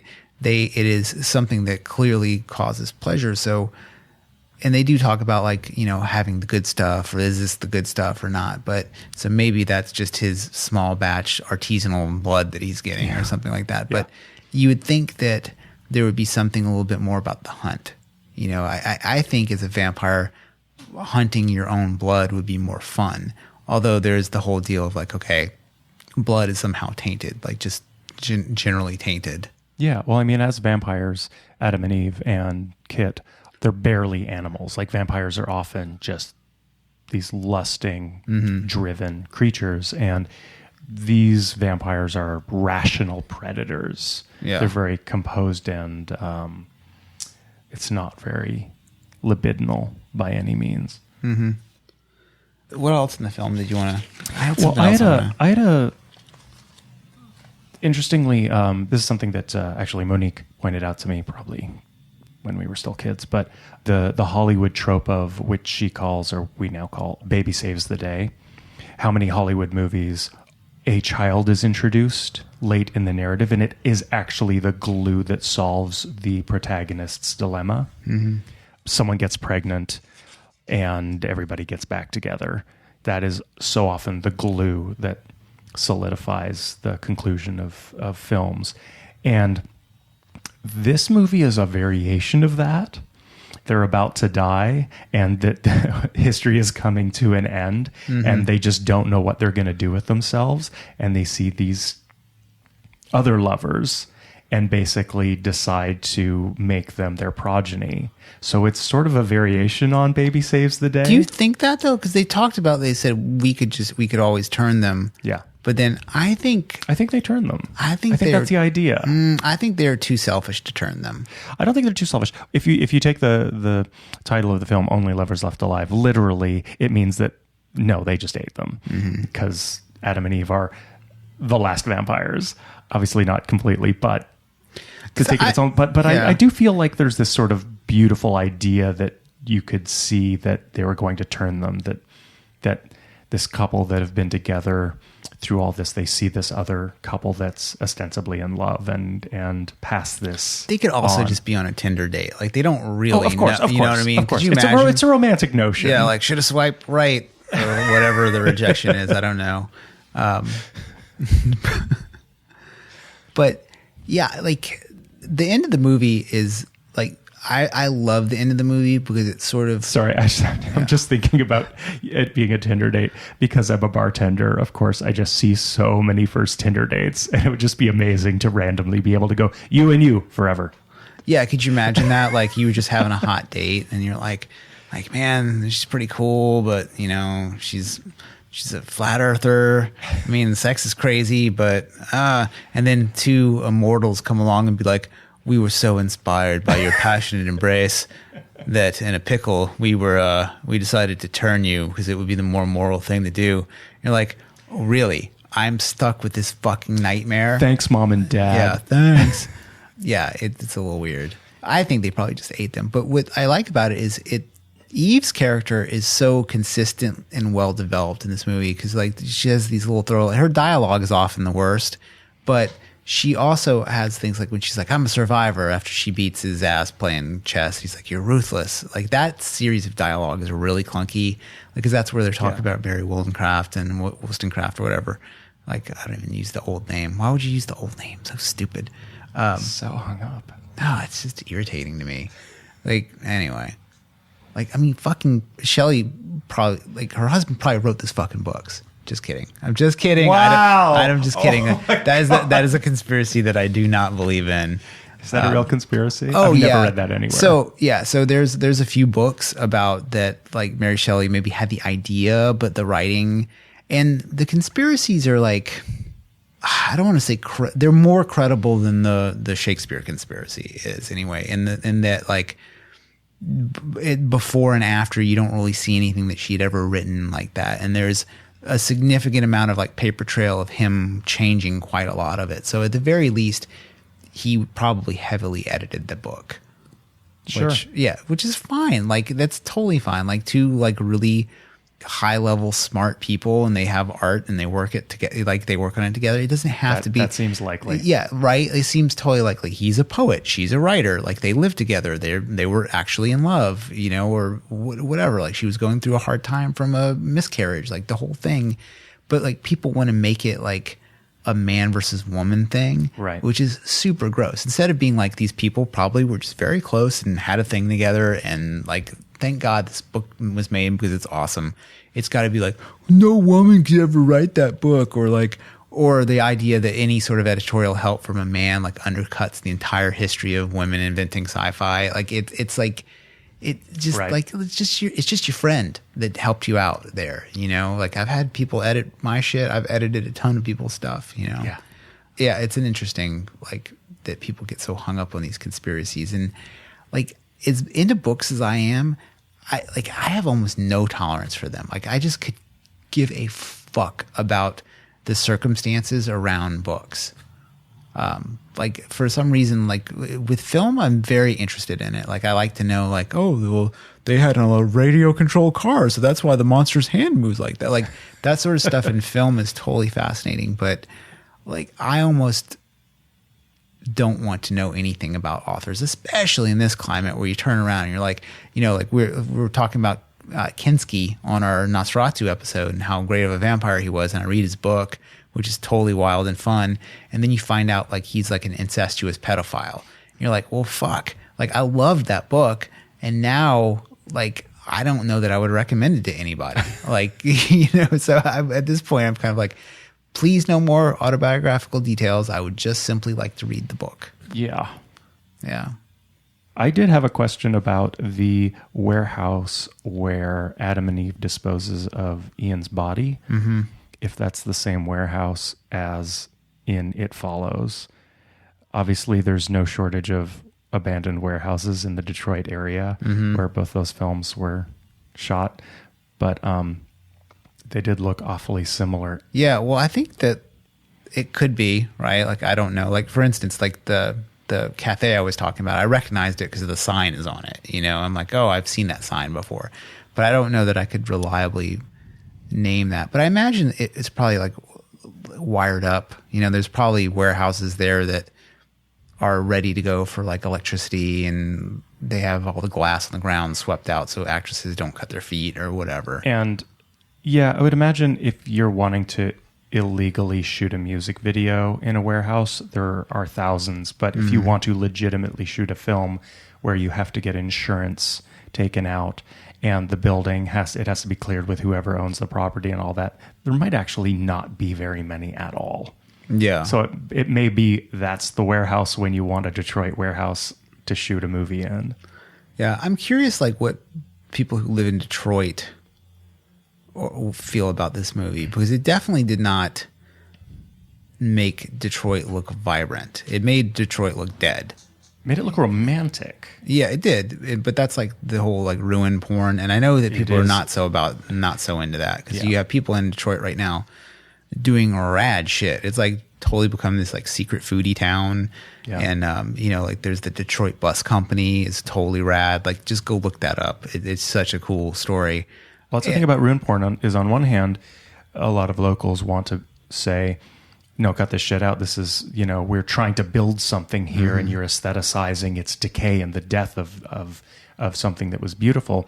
But at the same time, I wonder if some people there are like, yeah, keep the ruin porn going because it makes people think that there's nothing here and you won't crash my party if you think it's a wasteland. Yeah, I don't know. I mean, not being from there, I don't even really... Like the Comically Gaming guys are from Ann Arbor, and I think maybe one or two of them are from Detroit. So maybe they could chime in at some point on let us know. But I don't know how people would feel about that. Like I know how I felt about things being filmed in New Orleans when I lived in New Orleans, and I fucking hated any time it was like showed like somebody just marching down the street with a trumpet and like just like throwing crawfish in the air and shit. Like that stuff was just so corny to me. And it's definitely part of New Orleans, but like to only ever show that, which is why I was so excited about True Detective. When I saw that movie, I was like, man, this is the Louisiana that I saw and knew growing up, where it's just, and so, I mean, that's probably a really good example. Like Louisiana does not look good in True Detective. It looks like a decayed, verdant wasteland, you know, like I liked it because it showed how it really was. And I know that there is a lot of Detroit that is really like that. So maybe like you do appreciate it. And it definitely didn't make a claim of come here, don't come here like some things do. But, you know, like the music scene looked cool. Like there's like all these rockers. It looked like an interesting place. And like there's Jack White's house, you know, like the whole thing. So, you know, the rule in screenplay writing that's like if you introduce a gun in the first act, it goes off in the third act. Chekhov's gun. Yeah. Like this movie explicitly doesn't do that. Like it introduces a gun, there's a magic bullet, and nothing ever happens with it. Well, totally. I disagree. It gets discovered. And dispensed with. But it doesn't go off. Like no one is killed with it. No, okay. Like that, because that's usually what happens with it. Like, and you know, it's kind of like, it's definitely a cry for help, right? Because he Yes. leaves it around. She Where she can finds find it. it. Like, it's definitely like he's trying to get her to If you're a vampire and you have a gun with a wooden bullet in it, and you don't want anybody to know that you are suicidal, you would hide that gun. That is an easy thing to or not you would have overlook. just shot yourself with it, you know? But there's a line that it's a real small throwaway line where she's very concerned. She's like, tell me you're having a problem with one of the others. And it's just so rad that what others? What sort of beefs do you have? Like how many others? And I just love that it's not explained because it just makes your brain like, okay, like what's going on? That is one of the ways in which this film is not Hollywood much to its benefit. Mm-hmm. One is pacing, obviously, but the other is that there are so many things that are touched on and not explained, and they're not open-ended. It's not an error in screenwriting. It's like that. Yeah, others. Yeah. Got it. I don't need more information. It makes me want more, but I like wanting more rather than having everything just hammered away for me, like the Byron and Shelley line. Yeah. You almost wish, like, could it have been weirder and more obscure? Yes. You know, and like I already know, like, you know that this movie already had trouble getting made. Like, it took him a really long time to get the funding for it. And I think eventually, like, some Berlin Film Foundation or something gave him some money. It was not like, Marvel Studios, here's a check, go make a superhero movie. Yeah. And I don't know that you'll see movies like this anymore. Like this pacing, because even the new wave of auteur horror that's out there, it's very formulaic to the beats of horror. You know, like Get Out is still, it's recognizable as a horror movie, even I would say a horror comedy. You know, from what I know about Hereditary, it's a horror. You're going to it's a straight up horror you're going to movie. recognize No it as way a horror. around it. Like all of them, even like a movie with a very interesting conceit, like It Follows.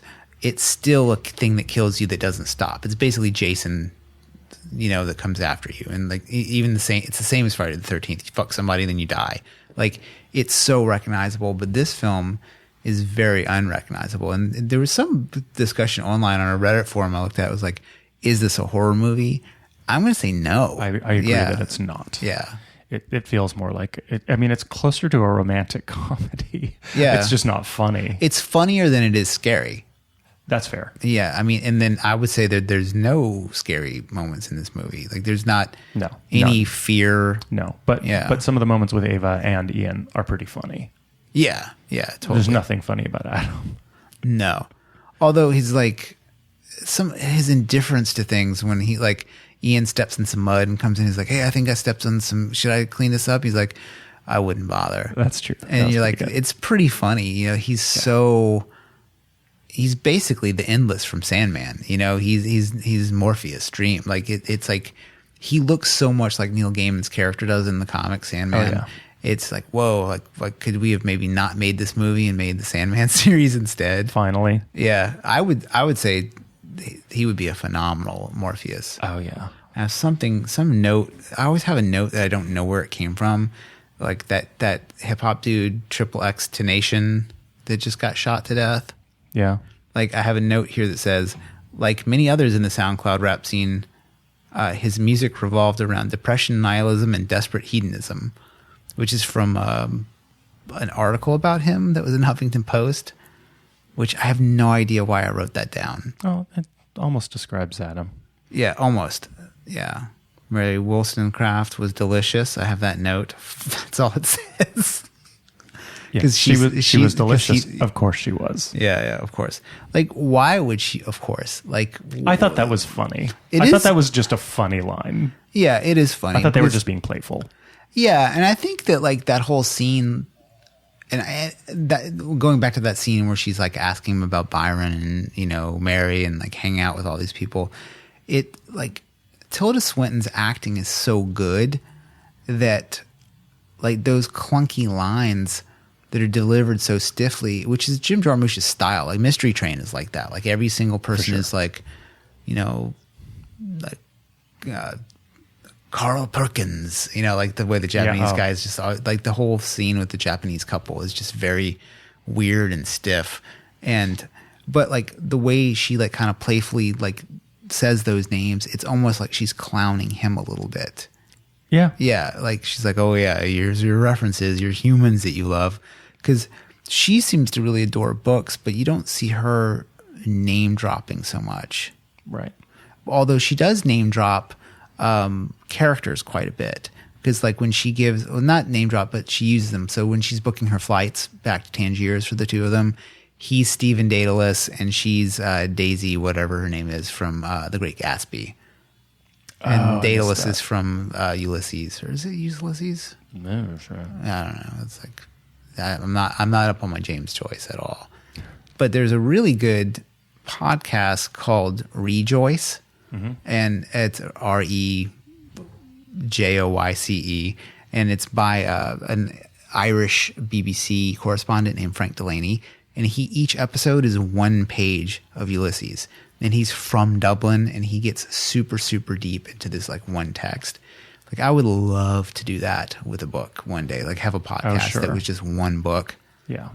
If you have, okay, here's a question: if you were to do a podcast that was a page by page description of one vampire novel, which one would it be? Oh, that's tough. I mean, this came up with our conversation with Meg Gillison. Right. Well, that was like I haven't read a lot of vampire yeah. books. I've watched a lot of movies, but I think that a limitation of that is that, say, Ulysses, it's an unfair comparison, but Ulysses, it's completely there's tons nested. of shit in every page. Yeah. There aren't a lot of vampire books that could tolerate that close a reading. Yeah, you're not unpacking like triple nested metaphors. No. Yeah. You know, there's no Gravity's Rainbow of vampire literature that I know of. Yeah, I'm not aware of anything like that either. Yeah, I can't think of any like weird, totally difficult to read postmodern vampire. Yeah, and I think that this question is sort of where the study of semiotics and deconstruction breaks down. It's like, no, it's not any text is equal to any other text. Some texts of just course not. have endlessly more. I mean, this is Harold Bloom's thing, like where kind of the modern, the rejection of the Western canon in favor of marginalized voices or whatever is like, he's like that's great, but those voices have to be of the same caliber. And he makes the argument that like everybody venerates Toni Morrison's Beloved, but Song of Solomon is the better book by a long shot. And so like if you are going to redo the canon and you put the lesser work because of its popularity in a position of prominence, then you really aren't taking on the canon. You aren't creating a new canon. You're just like putting up trendy shit. And I think, like, to go back to the question of like which vampire book would you look at closely, I would probably have to pick Dracula just because of its age, its importance, and that you might not know what the fuck is being talked about on a page because the culture is slightly different. Like, right. But yeah, I don't think you would do something like that. What do you think about this? Like, do you think that the bombardment of references and items in the set decoration of this movie serves the same sort of purposes like a really complex metaphor in James Joyce's work? Say that again. Okay, so in like for instance, you read a page in Ulysses, it's like you're reading a thing and it might be simply a description of the walk between the church and the pub. But in that walk between the church and the pub, there are all these references that you might have to be a James Joyce scholar to even pick up. You might have to be a scholar of Dublin literature in general, and maybe you even have to know about the history of the city to pick up everything that's going on there. Like I've seen annotated versions of that book where the annotations are like outweigh the actual book 2 to 1. Like it's crazy. Like, A Reader's Guide to Gravity's Rainbow is as thick as Gravity's Rainbow. Yeah, like and then fuck that. Yeah.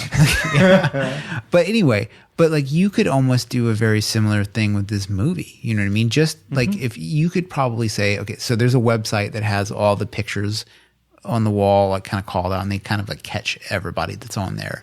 And like that alone, you could make something of like, okay, what does it mean to have this specific set of characters on this wall? Like, Sure. Yeah. Yeah, I don't know how far you could go with that. Like I don't know how far you can do the same thing with Stranger Things or Ready Player One. And honestly, Ulysses. Sometimes those references are super fascinating, and sometimes it's Sometimes that creates a deeper context, which is interesting, which The Wall does. I mean, The Wall, it is literally background, and it gives you more background on who this character is and what kind of history he's pulling from. But sometimes it's just cumbersome. Sometimes it's just TMI. Yeah. And as much as I love the James Joyce that I've read, sometimes that endless pit, it gets a little too dark and murky down there. And I don't mind the work. Yeah. I just mean that there's sometimes is a threshold past which it doesn't give back. It's just more stuff to weed through. Yeah. And you also wonder about like when time passes and sort of creates the obfuscation of material, right? Like, so Ulysses, which was like serialized between like 1918 and 1920 or something like that. As time passes, those references become even harder to dig into.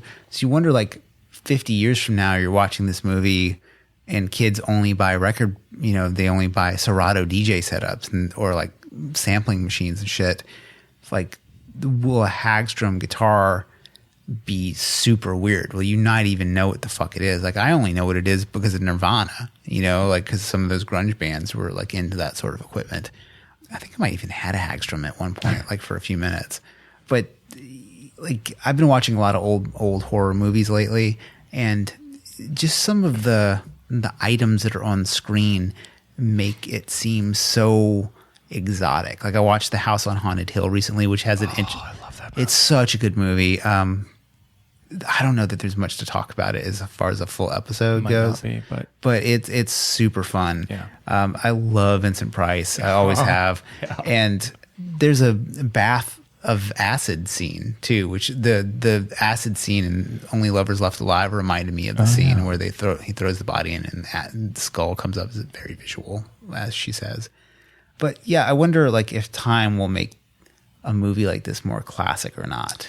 Well, I think that our idea of what that means is right now shifting pretty quickly, because these references, let's say in a romantic poem in Shakespeare, used to be something that you used to have had a very specific kind of education, usually very class-based education, to know these points, these references, or a specific kind of Catholic upbringing. Now, let's say if you're watching something on Amazon, watching a movie on Amazon, you move your mouse and you've got the X-ray, and it'll immediately pop up what actors are on the screen at that very moment, and you can click on those actors and get all their IMDb information. And I think the further we go forward, this is like when you didn't know a word in a book, you had to go look it up in another book. Now with a Kindle, you just need to hover your finger over it for a moment and it'll give you a definition. Yeah. I think that this will just continue to increase, where the idea of does the kid know what a Hagstrom is becoming a bit moot. It's that a kid doesn't need to know what it is. A kid can learn just as much as I don't need to know what anybody's phone number. Yeah. So a kid doesn't need to know what a Hagstrom is. I don't need to know what anybody's phone number is. We just have this increasing body of knowledge in our palm. Everything is increasingly hyperlinked, and I hate to sound like an article from Monta 2000 in 1992, but I feel like our very notion of reference, of touchstone, which I think that this movie is sort of a requiem to in a strange way. Again, all this authenticity. Yeah. I think that's a great way of describing it. It's like totally a requiem. And a bit of like a curio too. In itself. It's a weird film curio. I keep referencing this article, The End of History, in Jim Jarmusch's Only Lovers Left Alive. And it's on it's a film website called Bright Lights Film Journal, and John Trafton was the author of it. So I just want to give that guy credit for some of the stuff. Like it's interesting, like his article is not about the end of history at all, really. But what it is about the category of historical film, and whether or not this movie could be considered a historical film or not, which I thought was actually pretty interesting. And there's like different types of historical films. There's, one of the categories is like a biopic. And so there's like war history and like there are a bunch of different ones. And he says this is kind of like a biopic. And I think the reason why he decides that, this is a historical film is because he has these kind of definitions. So it's the film insists on history as the story of individuals. So that's a historical film. So this is very much about individual people. And it shows and does the film show history as a process? There's an evolution of historical events that kind of lead into each other. So you're creating a teleology of history specifically for these characters. And does the film dramatize or emotionalize the past? So it kind of hits on all of these things. Yeah. Does it offer a complete history of the past or just a partial history? That doesn't necessarily make it non or pro or anti-biopic. But I don't know. What do you think about this as a historical film? Because it's so a lot of the old history of the film, like the Shakespeare and stuff like that, that's clearly at the very, I don't want to say fictionalized, but at the very least, it's very much glamorized. The conspiracies are glamorized and taken seriously. And the set of interests, I know them to be very specific. This is his house is what I imagine. It's not even what I imagine to be. If you watch his house, if you watch the Brian Jonestown Massacre documentary, Dig, Anton Newcomb's house looks like this. It's just full of weird old instruments, and he's a junkie. Yeah. Other than the fact that they're vampires, it's demonstrating a historicity of a type of collection of obsessions that would lead a person that that you or I might recognize in either ourselves or just people that we know. My best friend Josh Blue, his house is like this. It's just littered with motorcycle parts and old guitars and amps and shit like that. And he has a disgusting old rug that his cat pees on. It's they were just missing a cat, I think, in this movie. No familiars. It's missing 10 cats. Yeah, they're missing 10 cats. But I don't know. What do you think about that idea of it being a historical film? I don't know. I think that's a really interesting way to think about it. Yeah. But I do like this idea that it's showing the end of a history. Yeah. And, the more I think about it, the more I wonder if so much of his ennui. Okay, I was speaking earlier about the evolution. How do you develop as a person if you've been living hundreds of years? How do you change the way you talk and dress? And if you're an artist, how do you evolve as an artist? And I brought up, well, he's not making techno. He's not making. My question for Adam is, okay, dude, what are you going to do next? You were ghostwriting for Schubert, and now you're playing post rock, which. The music he was making was 2013, so let's pretend this movie takes place in 2013. Yeah. That music was over a decade old. Yes, maybe exactly. Older. Maybe older. Yeah, look at the soundtrack. It's The Black Angels, Brian Jonestown's Massacre. Right. That's all 2002, 2003. Which is, I fucking love that stuff. Yeah. But, so is his increased depression around him becoming stuck everything, the end of history, is his aesthetic part of this dead end? Because, again, he's not making alternative hip hop. He's making this music that has already been generated for a while now. So where's he going to go from here? I mean, I guess he left all his instruments behind, and now he's got this classical Middle Eastern instrument that I have no idea what it's called, but and that might redirect him in a completely new path. But it seems he has been moving through history. Well, they both have, but his art has. And now he seems to be slightly stuck. Yeah. Well, I think that this is where, Jim Jarmusch, we were earlier talking about, just assuming that his politics were just intolerably Hollywood left, right? Just without knowing about it. But I think he is... And by we talking about it, you mean you were saying this to me. Yeah, this is not something I was saying. I was giving you a classic ear beating about the state of the reptilian overlords and their transdimensional pedophilia rings and whatnot. But I think what he's doing is he's making a really clever, artistically driven, character-driven argument for the decline of the West. He's saying it. And I think that... I'm normally fuck everyone else. The West is the best. I'm kind of like that dude, right? But not where art is concerned. You know, like we're procedure and technology and just like getting people to not live in filth. I'm all about the West, but like I'm way more cosmopolitan when it comes to art and literature. Yeah. And I think that's kind of cool because he keeps the focus on that in this film.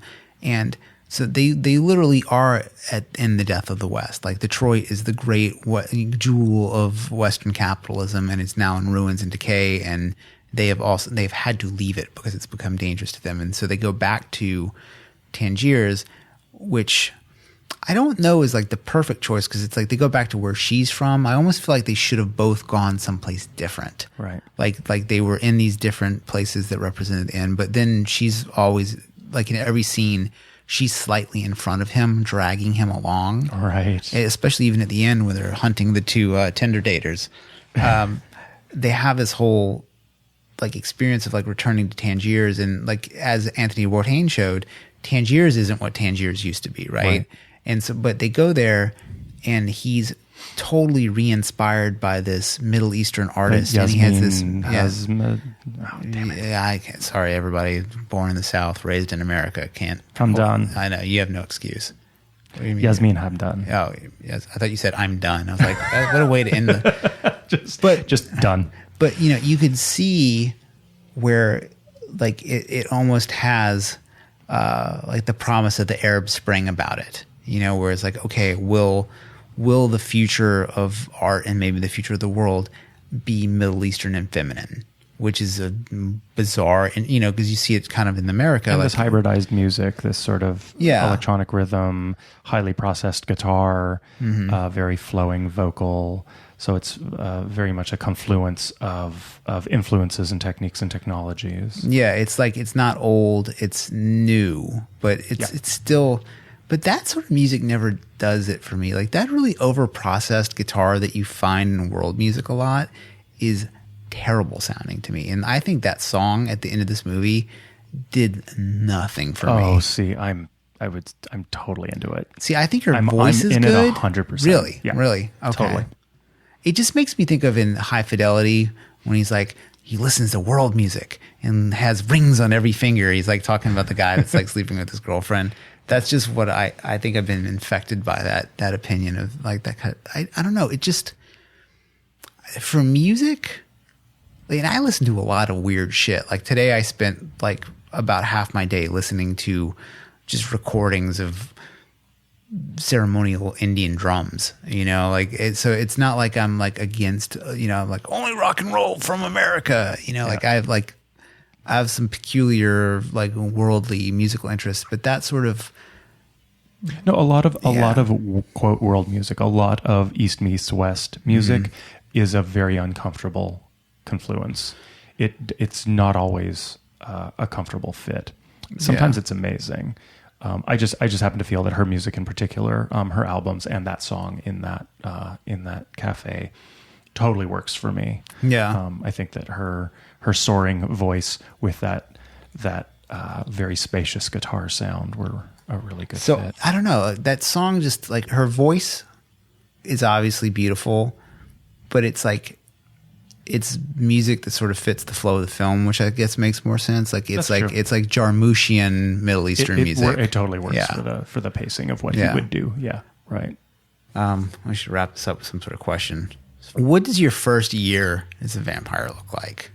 Because we were talking about this earlier about how like we've recently had some windfalls with our income and we actually are not living hand to mouth anymore. Yeah. And how like I bought a nice bicycle. Your room is being more filled with musical equipment. Yeah. And books that like more books than I have time to read. And that's purely about money. Yeah. But what does your first year as a vampire look like? I think it's similar to when we talked about the winning the lottery question. I think it's similar. The first thing you do is when you win the lottery is you party and you travel. Like that's, you just be slightly irrational.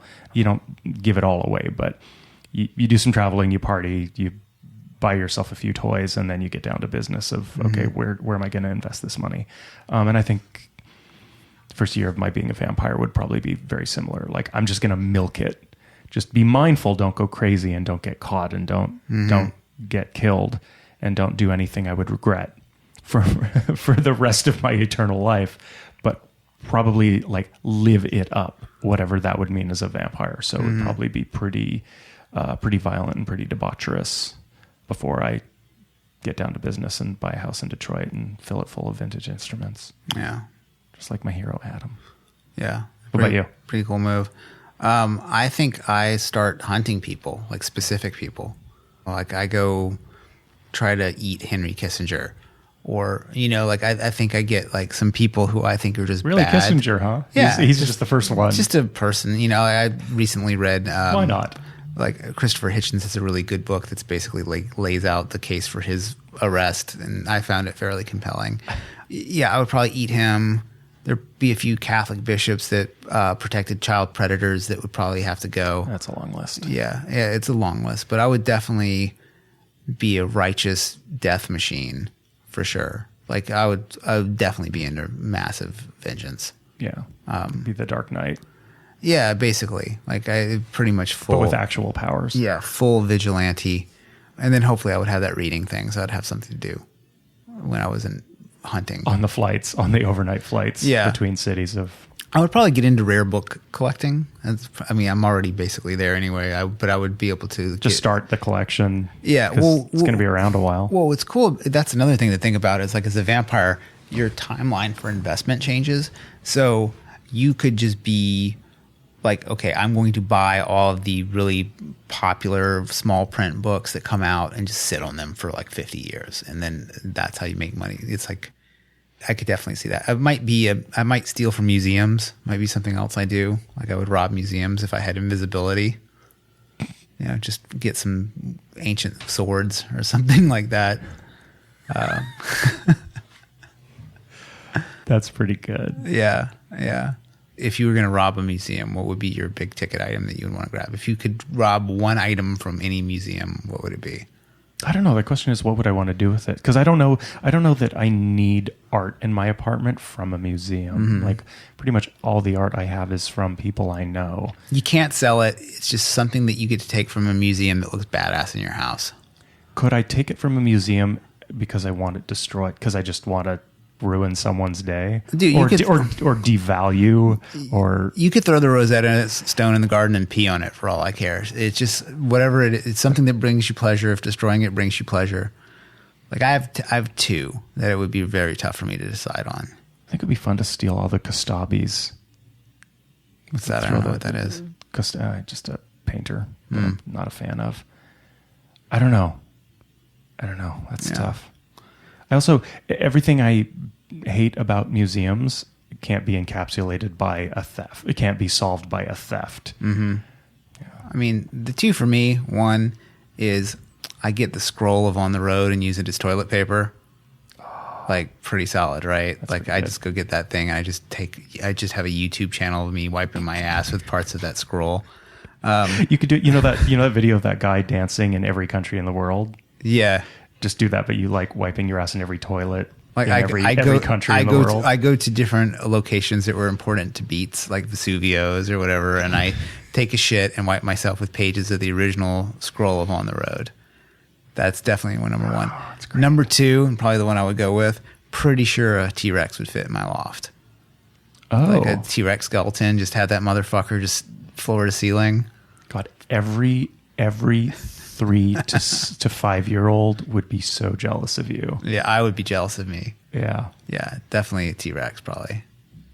Like if I ever become a millionaire, which who knows, what if that would ever happen, I definitely am putting a replica T-Rex in my yard, like a skeleton of it. Like for sure. Like I want little kids to see over the fence and be like, holy fuck, that is the coolest person that ever lived in there for sure. That's what the kids would think, and their parents would be so pissed. Yeah. Be petitioning to force you to take it out. Yeah. And then they have to wonder why the entire house was surrounded by razor wire and signs that said no kids. I'm basically the opposite of the Trump immigration program. I want to build a cage to keep children out of. God damn. We might cut that out of this episode. Why is that offensive? So dark. It's not dark. It's just me expressing my misanthropy in a joyful way. Sure. Yeah. Oh, God. Okay. Let's fade to black. As if they could get blacker. Let's fade to black and roll the credits. All right. Subscribe, rate on iTunes and Stitcher. Join our mailing list. See you next time for Hereditary with our friends at Deadly Analysis Podcast. And don't forget to send in your questions, concerns, things you'd like us to focus on for that episode on Hereditary by emailing us at whatthe@scarythoughts.org. Any last words? Do all that stuff. It will make you a better person. I agree. Thanks for listening. All right.